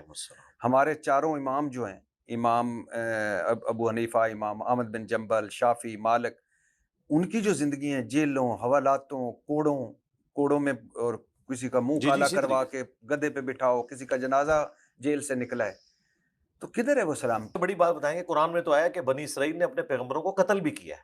آپ نے جتنی مثالیں دی ہیں یہ انبیاء کے قتل سے چھوٹی ہیں بہرحال۔ نہیں، وہ تو میں تو اپنے ہاں میں آپ کو بتا رہا اسلام ہوں، کی ہاں یہ ایسے جی۔ دنیا کو اللہ تعالیٰ نے قانون ابتلا کے ساتھ جوڑا ہے۔ اسلام ان پرنسپل سلامتی ہے جب اسلام کو پریکٹس کیا جائے۔ جب پریکٹس نہیں کریں گے، امام 4 پریکٹس کر رہے تھے نہیں تو ان کے لیے ان کے مراتب کی بلندی کا ذریعہ بنا ہے اگر انہیں تکلیفیں اٹھانی پڑی ہیں۔ جس طرح انبیاء قتل ہوئے ہیں تو ان کا قصور نہیں ہے، قتل کرنے والوں کا قصور ہے، ان کے درجات اس کے ذریعے سے بلند ہوئے۔ تو دنیا میں ایک دوسرے کے ذریعے اللہ تعالیٰ آزماتا ہے نا. شیطان بھی تو اللہ تعالیٰ نے پیدا کیا نا, اس کے ذریعے ہماری آزمائش بھی ہو رہی ہے. تو اس طرح قرآن حکیم میں آیا کہ ہم انسانوں اور جنوں میں سے شیاطین انبیاء کرام کے مخالف کھڑے کر دیتے تھے خود, کیونکہ یہ حق اور باطل کی کشمکش جاری رہے گی قیامت تک. اس کے ذریعے ہمارا ٹیسٹ ہے. پریگنینسی کی تکلیف کاٹنی ہے تو اولاد کی خوشی آپ کو ملنی ہے. اس طرح کا اللہ نے کوئی فارمولہ نہیں رکھا کہ عیسیٰ ابن مریم کی طرح بغیر باپ کے پیدا کر دیا جائے, لیکن ان کی والدہ کو بھی وہ تکلیف کاٹنی پڑی ہے. یہ قانون ابتلا اسے کہا جاتا ہے. اللہ تعالیٰ نے اس کے ساتھ جوڑا ہے, کسی کو دے کر آزمایا, کسی سے لے کر آزمایا, کسی کو دولت دی, کسی کو غریب رکھا. غریب کے لیے امیر آزمائش ہے, امیر کے لیے غریب آزمائش ہے. یہ سب کچھ ہے. ہر شخص نے انڈیویجولی یہ دیکھنا ہے کہ میں کیا کر رہا ہوں. حضرت علی رضی اللہ تعالیٰ عنہ اگر حکومتی قوانین کی دھجیاں بکھیرتے تو ایک اچھے حکمران دنیاوی طور پر بن سکتے تھے, لیکن انہوں نے دین کے اعتبار سے کمپرومائز نہیں کیا. بظاہر دنیا میں ان کی خلافت جو ہے وہ کمزور ہوئی, لیکن اللہ کے حضور وہ سرخرو ہیں. اگر وہ چاہتے تو وہ بھی کر سکتے تھے, بیت المال کے ذریعے مخالفین کے گورنروں کو خرید سکتے تھے, لیکن انہوں نے کمپرومائز اس حوالے سے نہیں کیا. یہ ہمیں درس دیا ہے ہمارے بڑوں نے کہ دنیاوی طور پر اگر آپ کا نقصان بھی ہو, اللہ کے حضور یہ کوئی ایسی چیز نہیں ہے. اللہ کے نزدیک کوانٹٹی اتھارٹی نہیں ہے, کوالٹی جو ہے وہ اتھارٹی. اچھا, ابھی آپ نے فاتح اور مفتوح کی بات کی, جی مجھے امریکہ یاد ہے کہ آپ نے کبھی عافیہ صدیقی پہ بات کی؟ ہاں کیے, کیوں نہیں کی, دعا بھی کروائی ہے اس کے لیے, بات بھی کی ہے. آپ نے وہ ان کے جو امریکی وکیل ہے عافیہ صدیقی کا, جو امریکن ہے, جی میں ساری باتیں سنتا ہوں, دل دکھتا ہے. ہاں, بالکل کہ ان کے عافیہ صدیقی کے ساتھ 2 مرتبہ جیل کے گارڈز نے جنسی زیادتی کی, اور بے شمار جی مرتبہ بے شمار قیدیوں نے. دفعہ. اب بات پتہ کیا ہے, پھر میں بات کروں گا شاید آپ کے ماننے والوں کو بری لگے. ہمارے ایک ایکس پرائم منسٹر تھے جو عافیہ صدیقی کی بڑی بات کرتے تھے. جب وہ ٹرمپ کے سامنے جا کے بیٹھے تو انہوں نے صحافیوں کو منع کر دیا کہ یہاں عافیہ کی بات نہیں کرنی. یہ تو ہمارے حکمرانوں کا حال ہے. یہ آپ عمران خان کی بات کر رہے ہیں, میں نے نام کیوں لینا ہے, نام لینے کی ضرورت نہیں. آپ کو کس نے کہا کہ انہوں نے منع کر دیا تھا صاحب؟ اچھا وہاں بات کی انہوں نے؟ نہیں, میں اس کی بات کر رہا ہوں کہ آپ نے کہا کہ انہوں نے صحافیوں کو کہا منع کر دیا. جی صحافیوں نے بتایا. کوئی نام لیں گے صحافیوں پہ؟ نام لینے کی ضرورت نہیں, ہم میڈیا میں دیکھتے یہ تو میں آپ کے ساتھ ہوں کہ بات نہیں کی, بات نہیں ہوئی, لیکن انہوں نے منع کر دیا صحافیوں کو کہ یہاں بات نہ کرنا. وہ کب جو انہوں نے کیا نا, منع کیا, اس کو میں کرٹیسائز نہیں کر رہا. حکومتوں کے درمیان اسی طریقے سے معاملات چلتے ہیں, یہ اتنا آسان کام نہیں ہے. سر میں ایگری کرتا ہوں, اب بھی جو جائے گا وہ بھی نہیں بات کر سکتا. آپ کتابی نالج رکھتے ہیں, ریفرنس دیتے ہیں, جی مجھے ریفرنس دیں کہ کس صحافی کو انہوں نے منع کیا. اب میں نے نام تو اس طرح یاد نہیں رکھے ہوئے, اس وقت جو خبریں آئی تھی کوئی وہ صفحہ نمبر. چلے اس کو ہم مختصر کرتے ہیں, ان پرنسپل ہم بات کر لیتے ہیں. کیا انہوں نے بات کی؟ نہیں. ہاں بس یہی آپ کے لیے کافی ہے. نہیں, ایک ہوتا ہے بات نہ کرنا, جی جی, ایک ہوتا ہے منع کر دینا. چلیں بات نہیں کی تو وہ جو پہلے ہنگامہ کھڑا کیا ہوا تھا مسنگ, ایک منٹ رک جائے سرکار. مفتی صاحب میں آپ کا کوئی اندھا فالوور تو نہیں ہوں, نہیں میں آپ کو جیسے میں سلیم صافی نہیں ہوں. سرکار ایک میری بات سن لیں. آپ ایک بات کو پکڑ کے, میں اپنی اس بات کو واپس لینے کے لیے تیار ہوں, ٹھیک ہے, آگے بڑھ. ہاں نہیں آگے نہیں بڑھیں گے, ہم آپ کو وہ پورا آئینہ دکھائیں گے کہ ان لوگوں کی گورنمنٹ پہ آنے سے پہلے مسنگ پرسن کے بارے میں کیا زبان ہوتی ہے, اور پرائم منسٹر بننے کے بعد مسنگ پرسن کے معاملے میں بلوچستان والوں کو راضی نہیں کر سکتے, حتیٰ کہ وہ ان کی گورنمنٹ سے علیحدہ ہو جاتے ہیں. آپ دوسرا موضوع چھیڑ رہے ہیں. ہاں میں ویسے آپ کو بتا رہا ہوں کہ یہ مجبوریاں ہوتی ہیں حکمرانوں کی. یہ تو مجبوریاں نہیں رہا میرا معاملہ, مجبوریاں نہیں سر, یہ مجبوریاں نہیں. میں رہا میرا معاملہ تو میں نے ان کے لیے آواز بھی اٹھائی. ان کے لیے جو مشتاق غنی صاحب نے سٹرگل کی, میں نے ویڈیوز میں ان کو سپورٹ بھی کیا. فلسطین کے لیے جو کیمپ لگا اس کو بھی سپورٹ کیا. باقی اگر آپ کہیں نا کہ میں اس طریقے سے ایجیٹیشن کروں یا پبلک یا وہ میں کام نہیں کرتا. ہاں میں اس پہ بات کرتا ہوں, اور میں اس سے آگے بھی جہاں جہاں پہ کوئی زیادتی ہوئی ہے میں اس کے اوپر بھی بات کرتا ہوں. سائیوال انسیڈنٹ ہوا, میں نے اس پہ بھی بات کی. ماڈل ٹاؤن کے اوپر بھی میں نے بات کی. اب بھی اگر کوئی ایسی بات ہوگی میں اس کے اوپر بھی بات کروں گا. جہاں پہ زیادتی ہوتی ہے ہم اس کو ہائی لائٹ کرتے ہیں. آپ نے کہا کہ فوج کو سیاست میں حصہ نہیں لینا چاہیے, ہمارا آئین پاکستان کہتا ہے, بالکل ٹھیک ہے, یہاں تک تو ٹھیک ہے, مگر آپ نے کہا جنرلز جھوٹے ہوتے ہیں, یہ کعبے کی چھت پر بیٹھ کر کوئی بات کریں تو اعتبار نہیں کیا جا سکتا. نہیں اس طرح بات نہیں ہوئی تھی. جس طرح ہوئی تھی ہاں جی وہ بتاتا ہوں. پہلی بات ہے یہ جو میری ویڈیو تھی جس کو آؤٹ آف کانٹیکسٹ کاٹا گیا, اور کچھ چیزیں اس کی اپنے حق میں ایک پولیٹیکل جماعت نے استعمال کی, پھر اسی انٹرویو میں سے کچھ اور چیزیں جو میں نے بیلنس جس طرح گفتگو کرتا ہوں دونوں طرف کی, وہ بعد میں میرے خلاف یوز کی. یہ میں نے بات کی تھی کہ اس وقت پاکستان کی عوام کی یہ حالت ہے کہ اگر ہمارے اسٹیبلشمنٹ کے لوگ، جنرلز یا فوج کے لوگ یہ کعبے کی چھت پہ بھی کھڑے ہو کر لوگوں کو یہ یقین دلائیں نا کہ ہم پالیٹکس میں لچ فرائی نہیں کریں گے، تو بھی مشکل سے ہی عوام اس کا یقین کرے گی. یہ میں نے بات کی تھی. اس کی وجہ ہے کہ ہمیں یہ پولیٹیکل انجینئرنگ ہمیشہ سے نظر آتی ہے. 90s کے دور سے لے کر مختلف پروجیکٹس لانچ ہوتے ہیں اور پھر اس کے بعد ان پروجیکٹس کو ختم کر دیا جاتا ہے. 77 سالوں سے ہوتا جی ہوتا ہے. آپ نے کہا کہ نواز شریف اور مریم نواز دلیر لوگ ہیں، سینہ تان کر جیل کاٹی. یہ اس طریقے سے تو شاید بات نہ ہوئی ہو. اسی طریقے سے نہیں، میں نے کہا تھا کہ وہ اس وقت بات کی تھی کہ کمپیریزن کرواتے ہوئے. نہیں صرف میں پہلے فکر میں سرکار آپ نے مجھے تو یاد ہے نا، میں بتاؤں گا نا ظاہر ہے، یا تو آپ پوری ویڈیو لیکن وہ اس میں بات ہو رہی تھی، یہ بھی انٹرویو میں بات ہوئی تھی جب میں نے یہ بات کی تھی کہ خان صاحب نے جو اپنے ارد گرد اکٹھے کیے ہوئے نا کے پی کے لوگ اور وہ پٹرول بمب اور وہ سارا کچھ ہم پولیس. آپ زمان پارک کے محاصرے کی بات. جی ہاں. تو میں نے کہا تھا کہ آپ کو گرفتاری دینی چاہیے دلیری کے ساتھ، جس طرح ان لوگوں نے جا کے گرفتاری دی تھی. آپ نے کہا نواز شریف اور مریم نواز دلیر لوگ ہیں، سینہ تان. جی میں آپ کو پورا کانٹیکسٹ بتا رہا ہوں. انہوں نے جیل بھی کاٹی اور سہولتیں بھی برداشت کی اور ان کے اے سی بھی اتروائے گئے اور جو کچھ بات ہوئی وہ میں نے اس کو. اے سی اتروائے گئے؟ ہاں، جو کلیم کیا تھا نا کہ یہ اے سی اتروائے گئے. یار میں وہاں پہ موجود نہیں، میں آپ کو جنرل بات کر رہا ہوں کہ ایک بندے نے کی تھی میں ان کا اے سی اترواؤں گا، حالانکہ اس کی اتھارٹی نہیں ہے. وہ بندہ جیل کے اوپر وہ حاکم ہی نہیں تھا، اس کو یہ بات ہی نہیں کرنی چاہیے تھی. ایک غیر قانونی بات ہوتا ہے آپ کہتے ہیں میں ارشاد بھٹی کو آنے ہی نہیں دوں گا، اور ایک ہوتا ہے آپ مجھے آنے نہیں دیتے. فرق ہوتا ہے نا. یہ سارے فرق نا آپ اچھا نہیں، آپ نے کہا کہ بتائیں کہ جو اس طرح کی دھمکیاں لگاتے ہیں جس کے وہ اہل ہی نہیں ہے. آپ نے کہا نواز شریف اور اچھا ویسے ایک بات مزے کی آپ کو بتاؤں کہ اے سی اتروانے کا انہوں نے کہا تھا، مطلب اے سی لگا ہوا تھا.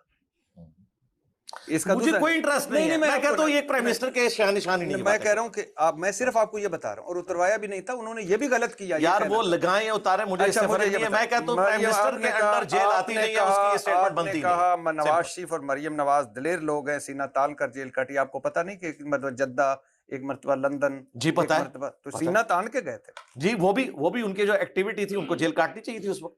میں تو آپ کی بات کر رہا تھا نا. جی اچھا، آپ نے میں کسی کے فضائل نہیں سنا رہا تھا. دیکھیں میں ایک کمپیریزن کر رہا تھا دو واقعات کا، آپ نہیں، اور اس میں یہ بات ہوئی تھی. آپ نے کہا عمران خان جیل کی سختیوں سے گھبرا کر بہت جلد ڈیل کر کے باہر آ جائے گا، جیل کی مصیبتیں اس کے بس کا روگ نہیں.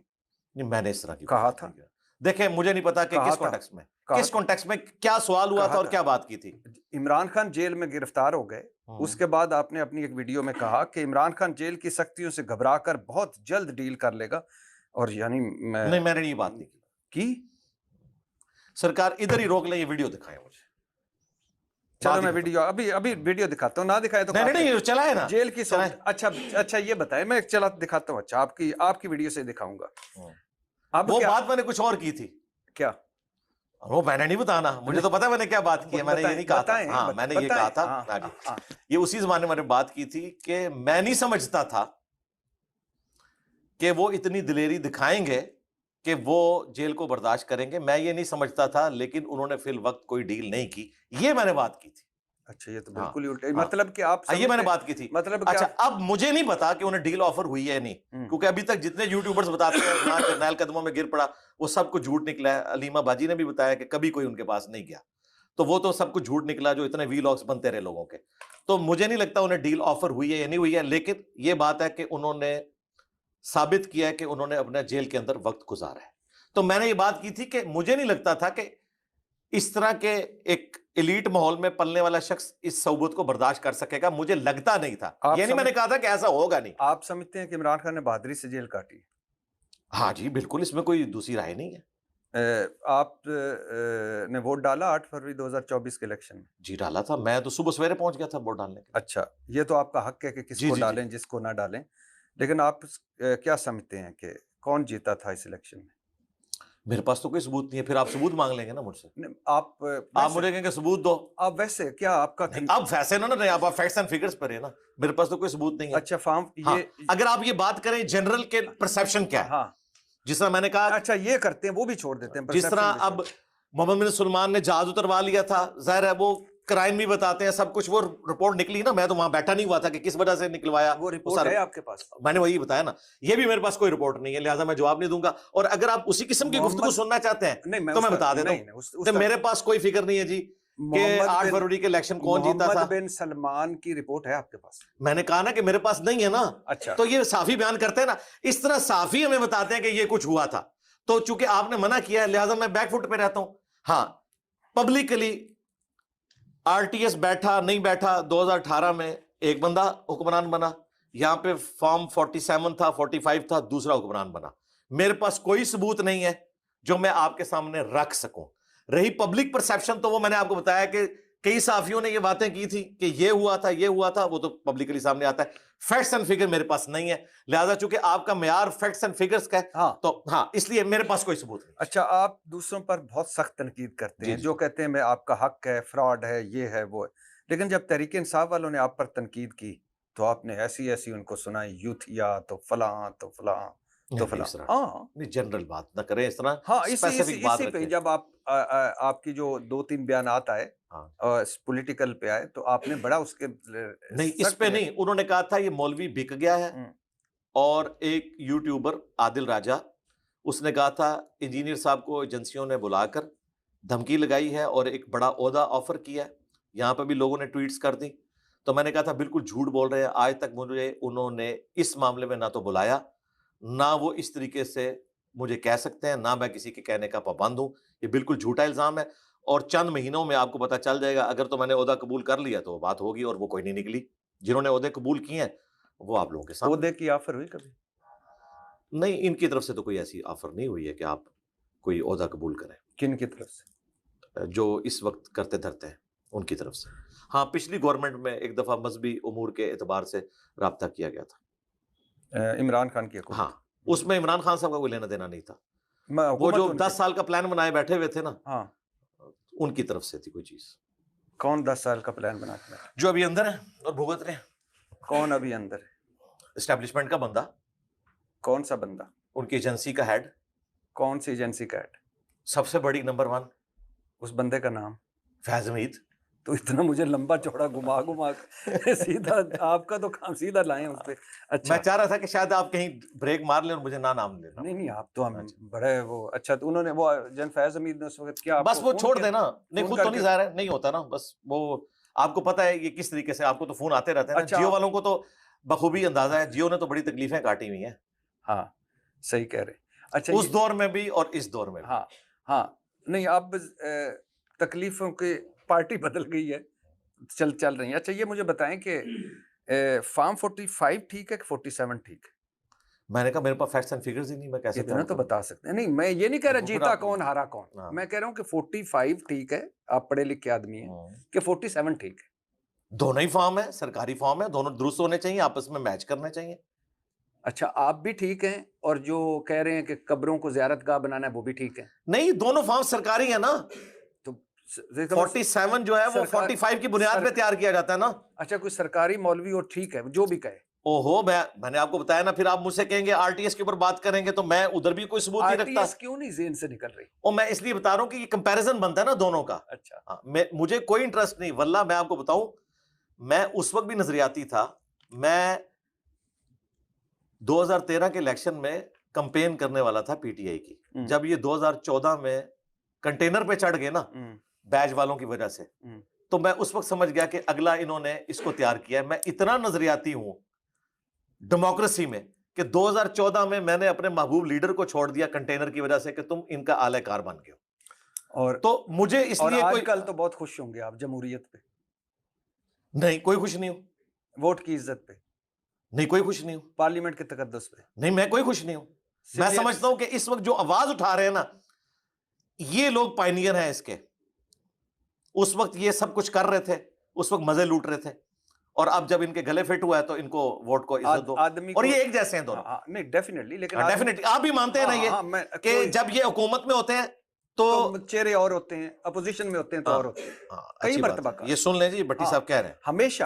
اور یہی میرا بھی رونا ہے کہ یہ اسی طریقے سے. میں ہمیشہ کہتا ہوں کہ جس دن مجھے کوئی ایک ایسی پارٹی مل گئی جس نے حکومت میں آ کے کہا کہ فوج کو اسٹیبلشمنٹ یا فوج کو سیاست سے آؤٹ ہونا چاہیے, میں اس کے ساتھ ہوں. یہ اس وقت ساتھ ہوتے ہیں, جب اپوزیشن میں آتے ہیں تو خلاف ہو جاتے ہیں. اسی طریقے سے. لیکن اچھا یہی رونا ہے جی ہمارا. اچھا آپ پی ٹی آئی کے لیے آپ نے اس دن بڑا دور سے بھانپ لیا آپ نے کہ وہ ان کا, تو اب یعنی مطلب کسی کے بھی آپ کوئی پسند نہیں ہے, سارے ہی ایسے ہی ہیں. اس کی وجہ ہے کہ اب بھی جو نظریاتی بنے ہیں نا وہ کہتے ہیں ان کو ہٹائے ہمیں لے کے آئیں, تو انہی سے ہی مانگ رہے ہیں. ہم کہتے ہیں ان سے نہ مانگیں, پلیز ان کے ساتھ نہ مانگیں. تھوڑا سا ان پہ زور لگاتے ہیں, وہ سختی کرتے ہیں, پھر کہتے ہیں ہم آپ سے صلح کریں گے. تو نہ کریں, اپنے اس مشن کو آگے لے کے چلیں.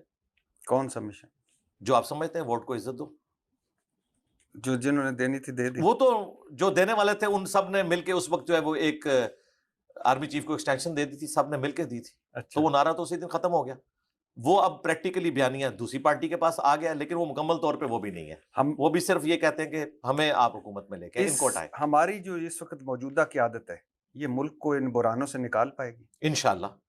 سائنس تو پازیٹیو نظر آ رہے ہیں, امید ہے انشاءاللہ تعالی. کیا مثلا پازیٹیو نظر؟ کانٹینیوٹی ہونی چاہیے. کس حوالے سے کانٹینیوٹی ہونی چاہیے کہ 5 سال گورنمنٹ پوری کرے. میرے خیال میں خان صاحب کو بھی نہیں ہٹانا چاہیے تھا, ان کے بھی 5 سال پورے کرنے چاہیے تھے. انہوں نے اپنے وزن کے اوپر خود گر جانا تھا اگر ان کی پالیسیز عوام ایکسیپٹ نہ کرتی. یہ بھی اپنے وزن کے اوپر گر جائیں گے انشاءاللہ خود. آپ کی 2 مقبول ترین ویڈیوز ہیں, ایک 8 ملین کی ہے اور دوسری 6 ملین کی ہے, اور دونوں سیکس پر ہیں. ایک یعنی دونوں ایک سیکس کے حوالے سے ریلیٹڈ ہیں. اسلام میں جو سیکس ڈسپلن ہے. ہاں, اور پاکستان پہ ایک سٹڈی بھی آئی تھی کہ وہ جو پورنوگرافی کے حوالے سے سرچ کرنا ہے نیٹ پہ, پاکستان نمبر 1 پر ہے. جی جی. تو کیا وجہ ہے کہ ہم حج اور عمروں میں بھی نمبر 1 پہ ہیں اور اس طرف بھی نمبر 1 پہ ہیں؟ چلیں وہ جو نمبر 1 ہے اس اعتبار سے وہ تو بڑی خطرناک بات ہے. اس میں بھی فیصل آباد کا پہلا نمبر تھا پاکستان میں. ہاں, اور یہ پورنوگرافی کی جی جی اسی طریقے سے. باقی اس ٹاپک کے اوپر اگر کوئی انٹرسٹ ہے تو میری تو خواہش ہے کہ انہوں نے ہماری وہ ویڈیو اگر دیکھی ہے تو انشاءاللہ تعالیٰ سیکس ڈسپلن بھی ان کو اسلام کا سمجھ آ جائے گا. یہ ایک ہی ویڈیو ہے جو میں نے ریکارڈ کروائی تھی اس حوالے سے تاکہ نوجوان نسل کو ایجوکیٹ کیا جائے, اور اس میں بھی میں نے بڑے کوڈ ورڈز کے ساتھ طریقے سے گفتگو کی تھی جو معاشرے کے اندر برائیاں پائی جاتی ہیں ان کو ہائی لائٹ کیا تھا. آپ کی بات درست ہے کہ لوگوں نے تو شاید کسی اور امید سے اس کو کلک کیا ہوگا کہ شاید ہمیں اس میں کچھ اس طرح کی انفارمیشن ملے گی جو یوٹیوب کے اوپر اپلوڈ کرتے ہی ڈیلیٹ ہو جاتی ہے یوٹیوب کی پالیسیز کی وجہ سے. اس اعتبار سے یوٹیوب بہت زبردست اپنی پالیسیز کو لے کے چل رہی ہے. تو ایسی بات نہیں تھی, یہ حقیقت بات ہے. سوشل میڈیا کا سب سے بڑا جو فتنہ ہے وہ بے حیائی کا ہی فتنہ ہے, اس میں کوئی شک نہیں ہے. اور یہ اتنی بڑی آزمائش ہے کہ اگر اس کو آپ ڈائریکشن نہیں دیں گے اور کنٹرول نہیں کریں گے تو یہ تو گھر گھر اور گلی گلی اور بیٹھک بیٹھک تک فتنہ پہنچ جائے گا. فتنے سے یاد آیا, فتنۃ الخارج اس کے خلاف ایک جنگ ہے ہماری ریاست لڑ رہی, بلکہ میں تو سمجھتا ہوں کہ میں بھی اس کے ساتھ ہوں. یعنی میں اپنے طور پہ اپنی رائے دے رہا ہوں کہ جو دہشت گردی کے خلاف جنگ ہے اور اس میں اپنی فوج اپنے سولین اداروں کے ساتھ کھڑا ہوں اور لڑنی چاہیے. آپ کا اس پہ کیا رائے ہے؟ جی میں ساتھ ہوں, لیکن میں اپنے ریاستی اداروں سے یہ گلہ کروں گا کہ یہ آپ کی غلط پالیسیز کی وجہ سے ہمیں دن دیکھنے پڑ رہے ہیں. جب ایک پرائم منسٹر آپ کو سمجھاتا تھا آپ نے ڈان لیگ بنا کے اسے فارغ کر دیا, بعد میں FATF کی وجہ سے وہ ملک کی پالیسی بن گئی, اور آپ کو بعد میں سمجھ آیا کہ بھئی یہ کیا ہو گیا. آپ جن جہادی تنظیموں کو ایسٹ کہتے تھے, آج انہی جہادی تنظیموں کے لوگ نان اسٹیٹ ایکٹر بن کے دوسری تنظیموں میں جا کے ہمارے فوجیوں کو شہید کر رہے ہیں. تو یہ تو اس کا ایک تلخ پہلو ہے جو ہمارے ex prime minister Imran Khan صاحب نے جگہ جگہ ان غلطیوں کا اعتراف کیا جو ہماری اسٹیبلشمنٹ سے ہوئی. اور ظاہر ہے پولیٹیکل لیڈرز کو ہی اسٹیبلشمنٹ کی غلطیوں کا بوجھ اٹھانا چاہیے اس اعتبار سے کہ ان کا فیس سامنے ہوگا تو معافی مانگنا دنیا سے آسان ہوگی. اور پرائم منسٹرز کا کام ہے کہ وہ اسٹیبلشمنٹ کی غلطیوں کو اس طریقے سے آن کرتے ہوئے آگے چلے. اور یہ میں سمجھتا ہوں کہ اس دور میں جو FATF والا سلسلہ اور پھر ضرب عضب رد الفساد پچھلے پرائم منسٹر بھی اور موجودہ پرائم منسٹر نے بھی اس کو لے کے چلے. فتنہ ریاست کے خلاف واقعی یہ ہے کیونکہ انہوں نے آرمڈ کنفلکٹ کیا ہوا ہے, اور یہ حکومت کے خلاف نہیں. جب عمران خان صاحب کی گورنمنٹ تھی اس وقت بھی یہ ہمارے فوجیوں کو مار رہے تھے, آج بھی مار رہے ہیں. تو ان کی حکومت کے خلاف, نون لیگ کے خلاف, PTI کے خلاف جنگ نہیں ہے, ریاست کے خلاف جنگ ہے. ان سے اسی طرح نپٹنا چاہیے. جی اسی طریقے سے نپٹا جائے گا. جی زیرو ٹالرنس. سیدنا علی رضی اللہ تعالیٰ عنہ نے بھی ایز اے لاسٹ ریزارٹ خوارج کے اوپر تلوار سونتی ہے, اور یہ قرآن میں ہے سورۃ الحجرات میں کہ اگر مسلمانوں کا کوئی گروہ باغی ہو جائے تو ان کے اوپر تلوار اٹھاؤ, ان سے قتال کرو یہاں تک کہ توبہ پر آمادہ ہو. ہم انہیں کافر نہیں سمجھتے, جو یہ خارجی ہیں، مسلمان ہیں لیکن ایکسٹریمسٹ ہیں، اور مسلمانوں پر بھی تلوار اٹھائی جائے گی۔ حضرت علی نے جو تینوں جنگیں لڑی ہیں، جنگ جمل، صفین، نہروان، وہ اسی بنیاد پہ لڑی ہیں، قرآن کے اس حکم کے تحت۔ آپ اچھا اس سے پہلے کہ میں ڈیجیٹل دہشت گردی کا آپ کو پوچھوں، آپ نے وہ جو حضرت علی کا ذکر کیا اور خارجیوں کا ذکر کیا، تو آپ نے یہ کہا ہے کہ حضرت علی نے جن خارجیوں کے ساتھ جنگ کی بعد میں ان کا جنازہ بھی پڑھایا؟ ہاں، وہ اس لیے میں نے یہ بات کی تھی کہ حضرت علی جو ہے خوارج کو کافر نہیں سمجھتے تھے۔ صحیح بخاری میں موجود ہے، سعد ابن ابی وقاص رضی اللہ تعالیٰ عنہ فاتح ایران ہے، ان سے خوارج کے بارے میں پوچھا گیا تو انہوں نے کہا وہ فاسق ہے، یعنی گناہ کبیرہ کے مرتکب ہے۔ حضرت علی رضی اللہ تعالیٰ عنہ سے پوچھا گیا، مصنف ابن ابی شیبہ میں موجود ہے، کہ یہ کافر ہے؟ انہوں نے کہا کافر تو نہیں، یہ تو کفر سے اتنی نفرت کرتے ہیں کہ مجھے کافر سمجھ کے مجھے چھوڑ گئے۔ کتنا پازیٹیو ذہن ہے سیدنا علی کا۔ پوچھا کہ منافق؟ ان کا منافق نہیں، یہ تو اتنی لمبی نمازیں پڑھتے ہیں، منافق تو قرآن میں ہے، اللہ کا ذکر بہت تھوڑا کرتا ہے، نہ کافر ہے نہ منافق۔ تو پھر کیا ہے؟ کہا یہ ایک گروہ ہے جنہوں نے ہمارے خلاف بغاوت کی ہے، یعنی ہمارے بھائی ہیں، بگوڑے ہو گئے، ٹی ٹی پی ہو یا ہمارے بلوچستان کے لبریشن والے لوگ ہوں، یہ ہمارے بھائی ہیں، بگوڑے ہو چکے ہیں۔ تو اس کانٹیکسٹ میں نے بات کی تھی کہ یہ کافر نہیں ہے، منافق بھی نہیں ہے، تو تیسری کیٹیگری اسلام کی روح سے مسلم آتی ہے۔ وہ پولیٹیکلی باغی بھی ہو سکتا ہے، تو مسلم کا جنازہ پڑھا جائے گا۔ ہمارے پاس کوئی ثبوت نہیں ہے کہ کوئی مسلمان ہے اور اس کا جنازہ نہ پڑھا جائے، ہاں کیٹاسٹرافک کنڈیشن میں ہو سکتا ہے۔ اس کانٹیکسٹ میں میں نے تاریخ کے حوالے سے یہ بات کی تھی کہ خوارج اگرچہ حضرت علی کے مخالفین تھے، لیکن ان کا وظیفہ بھی لگایا ہوا تھا حضرت علی نے۔ جب انہوں نے مسلمانوں کو قتل کیا تو ان کے اوپر تلوار اٹھائی اور انہیں مسلمان کے طور پر ٹریٹ کیا، اس لیے ان کے جنازے بھی پڑھائے گئے۔ نبی صلی اللہ علیہ وسلم نے خارجیوں کے بارے میں کیا کہا تھا؟ نبی صلی اللہ علیہ وآلہ وسلم نے فرمایا کہ وہ دین سے ایسے نکل جائیں گے جس طرح تیر شکار سے نکل جاتا ہے۔ یہاں دین سے مراد دین اسلام سے نکلنا نہیں ہے، امت کی مین سٹریم سے وہ ٹوٹ جائیں گے۔ ہے وہ مسلمان تھے۔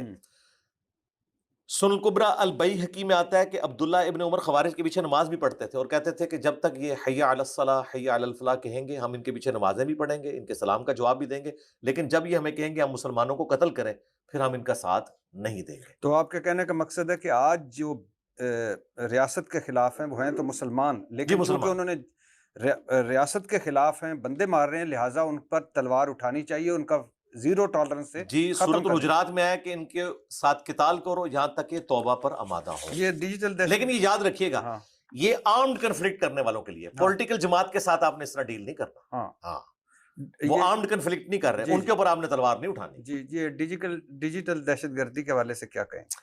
ڈیجیٹل دہشت گردی اگر تو اس طرح کی ہے کہ پاکستان کی فوج کا ادارے کے طور پر مذاق اڑایا جائے اور فوجیوں کی لاشیں اگر خچر پہ جا رہی ہیں ان کا مذاق اڑایا جائے، کوئی ہیلی کاپٹر میں شہید ہو گیا ہے تو اس کا مذاق اڑایا جائے، تو اس قسم کی چیزوں کو تو میں ڈیجیٹل دہشت گردی سمجھتا ہوں، کیونکہ فوج جو ہے وہ کسی جرنیل کی نہیں ہے، وہ پاکستان کی فوج ہے۔ آپ کو جرنیل سے اختلاف ہو سکتا ہے، کسی کور کمانڈر سے اختلاف ہو سکتا ہے، لیکن ادارے کے طور پر فوج سے کوئی اختلاف نہیں۔ ظاہر ہے ہمارے لیے وہ جانے قربان کر رہے ہیں، تو اس کانٹیکسٹ میں جو فوج کے خلاف اس طرح کی کمپین چلائی جاتی ہے، اس حوالے سے جو یہ ٹرم ڈیوائز کی گئی ڈیجیٹل دہشت گردی، میں بالکل اس کے ساتھ ہوں، کیونکہ سوشل میڈیا کے دور میں سب سے خطرناک دہشت گردی یہی ہے۔ اور اس وقت جو یہ ٹرم جن لوگوں کو بری لگ رہی ہے، انہوں نے 5th جنریشن وار کے نام پہ اسی چیز کو دوسرا نام دیا ہوا تھا۔ جی جی، ٹھیک ہے نا، اور اب یہ ڈیجیٹل دہشت گردی آ گیا واقعی، لیکن اس میں غلوف نہیں ہونا چاہیے کہ کسی پولیٹیکل جماعت کو اس طریقے سے دہشت گرد ڈکلیئر کر دیا جائے اور ان کے ساتھ اس طریقے سے ٹریٹ کیا جائے جو ہم ٹی ٹی پی کے ساتھ یا بلوچستان کی لبریشن جو بنی ہوئی ہے۔ آسان لفظوں میں آپ کہہ رہے ہیں کہ اگر پاکستان تحریک انصاف کو آپ دہشت گرد جماعت نہیں کہہ سکتے، یا ان کو فتنہ نہیں کہہ سکتے، یا ان کو یہ سیاسی گندیں ختم کر دو، ظاہر ہے اگر دہشت گرد ہے تو پھر پابندی لگائے نا۔ ہاں، تو اگر پولیٹیکل جماعت کے طور پہ، میں تو اس سے اگلی بات کرتا ہوں، ٹی ایل پی جن کے موٹیویٹڈ لوگوں نے کم از کم 5 دفعہ مجھ پر مرڈر اٹیمپٹ کی ہے، ان کو بھی میں سمجھتا ہوں پولیٹیکل جماعت ہے۔ اگر کوئی انڈیویجول اس طریقہ سے موٹیویٹڈ ہے اور کوئی حرکت کرتا ہے تو اس کا ذاتی عمل ہے۔ جب آپ کسی جماعت کو پولیٹیکل جماعت ڈکلیئر کرتے ہیں نا، اور اس کے اوپر آپ نے پابندی نہیں لگائی ہوئی کہ وہ الیکشن میں حصہ نہیں لے گی، تو آپ ان کو ٹریٹ بھی پھر اسی طریقے سے کریں، آئین کے دائرے کے 7 اندر۔ مرتبہ قاتلانہ حملے ہوئے۔ جی، 5 دفعہ تو یعنی سمجھیں کہ یہ معاملات ایگزیکیوٹ ہو گئے، 2 دفعہ جو ہے وہ پکڑے گئے، اور ہر مرتبہ ہی بچ گیا۔ جی الحمدللہ، اللہ کی مدد ہے، مبارک ہو۔ ویسے اچھا، میں رمضان کی طرح روزے کس عمر میں فرض ہوتے ہیں؟ روزہ جب بھی کوئی مسلمان مرد یا عورت بالغ ہو جائیں تو ان کے اوپر فرض ہو جائیں گے. اس کے لیے عمر جو ہے آلموسٹ سمجھ لیں مرد کے لیے 13 سے 14 سال ہے, اور دوسرا آپشن یہ ہو سکتا ہے کہ علامات بلوغت ظاہر ہو جائیں, احتلام, نائٹ فال, اور عورت کے لیے ہے کہ جب اسے مینسز آئیں وہ بالغ ہو جائے گی, لیکن عادت 10 سال کی عمر سے شروع کر دینا چاہیے تاکہ وہ بعد میں آسانی سے روزے رکھ سکے. اچھا, بندے نے روزہ رکھا ہو, ڈرپ لگوا سکتا ہے؟ اس کے اوپر اختلاف ہے.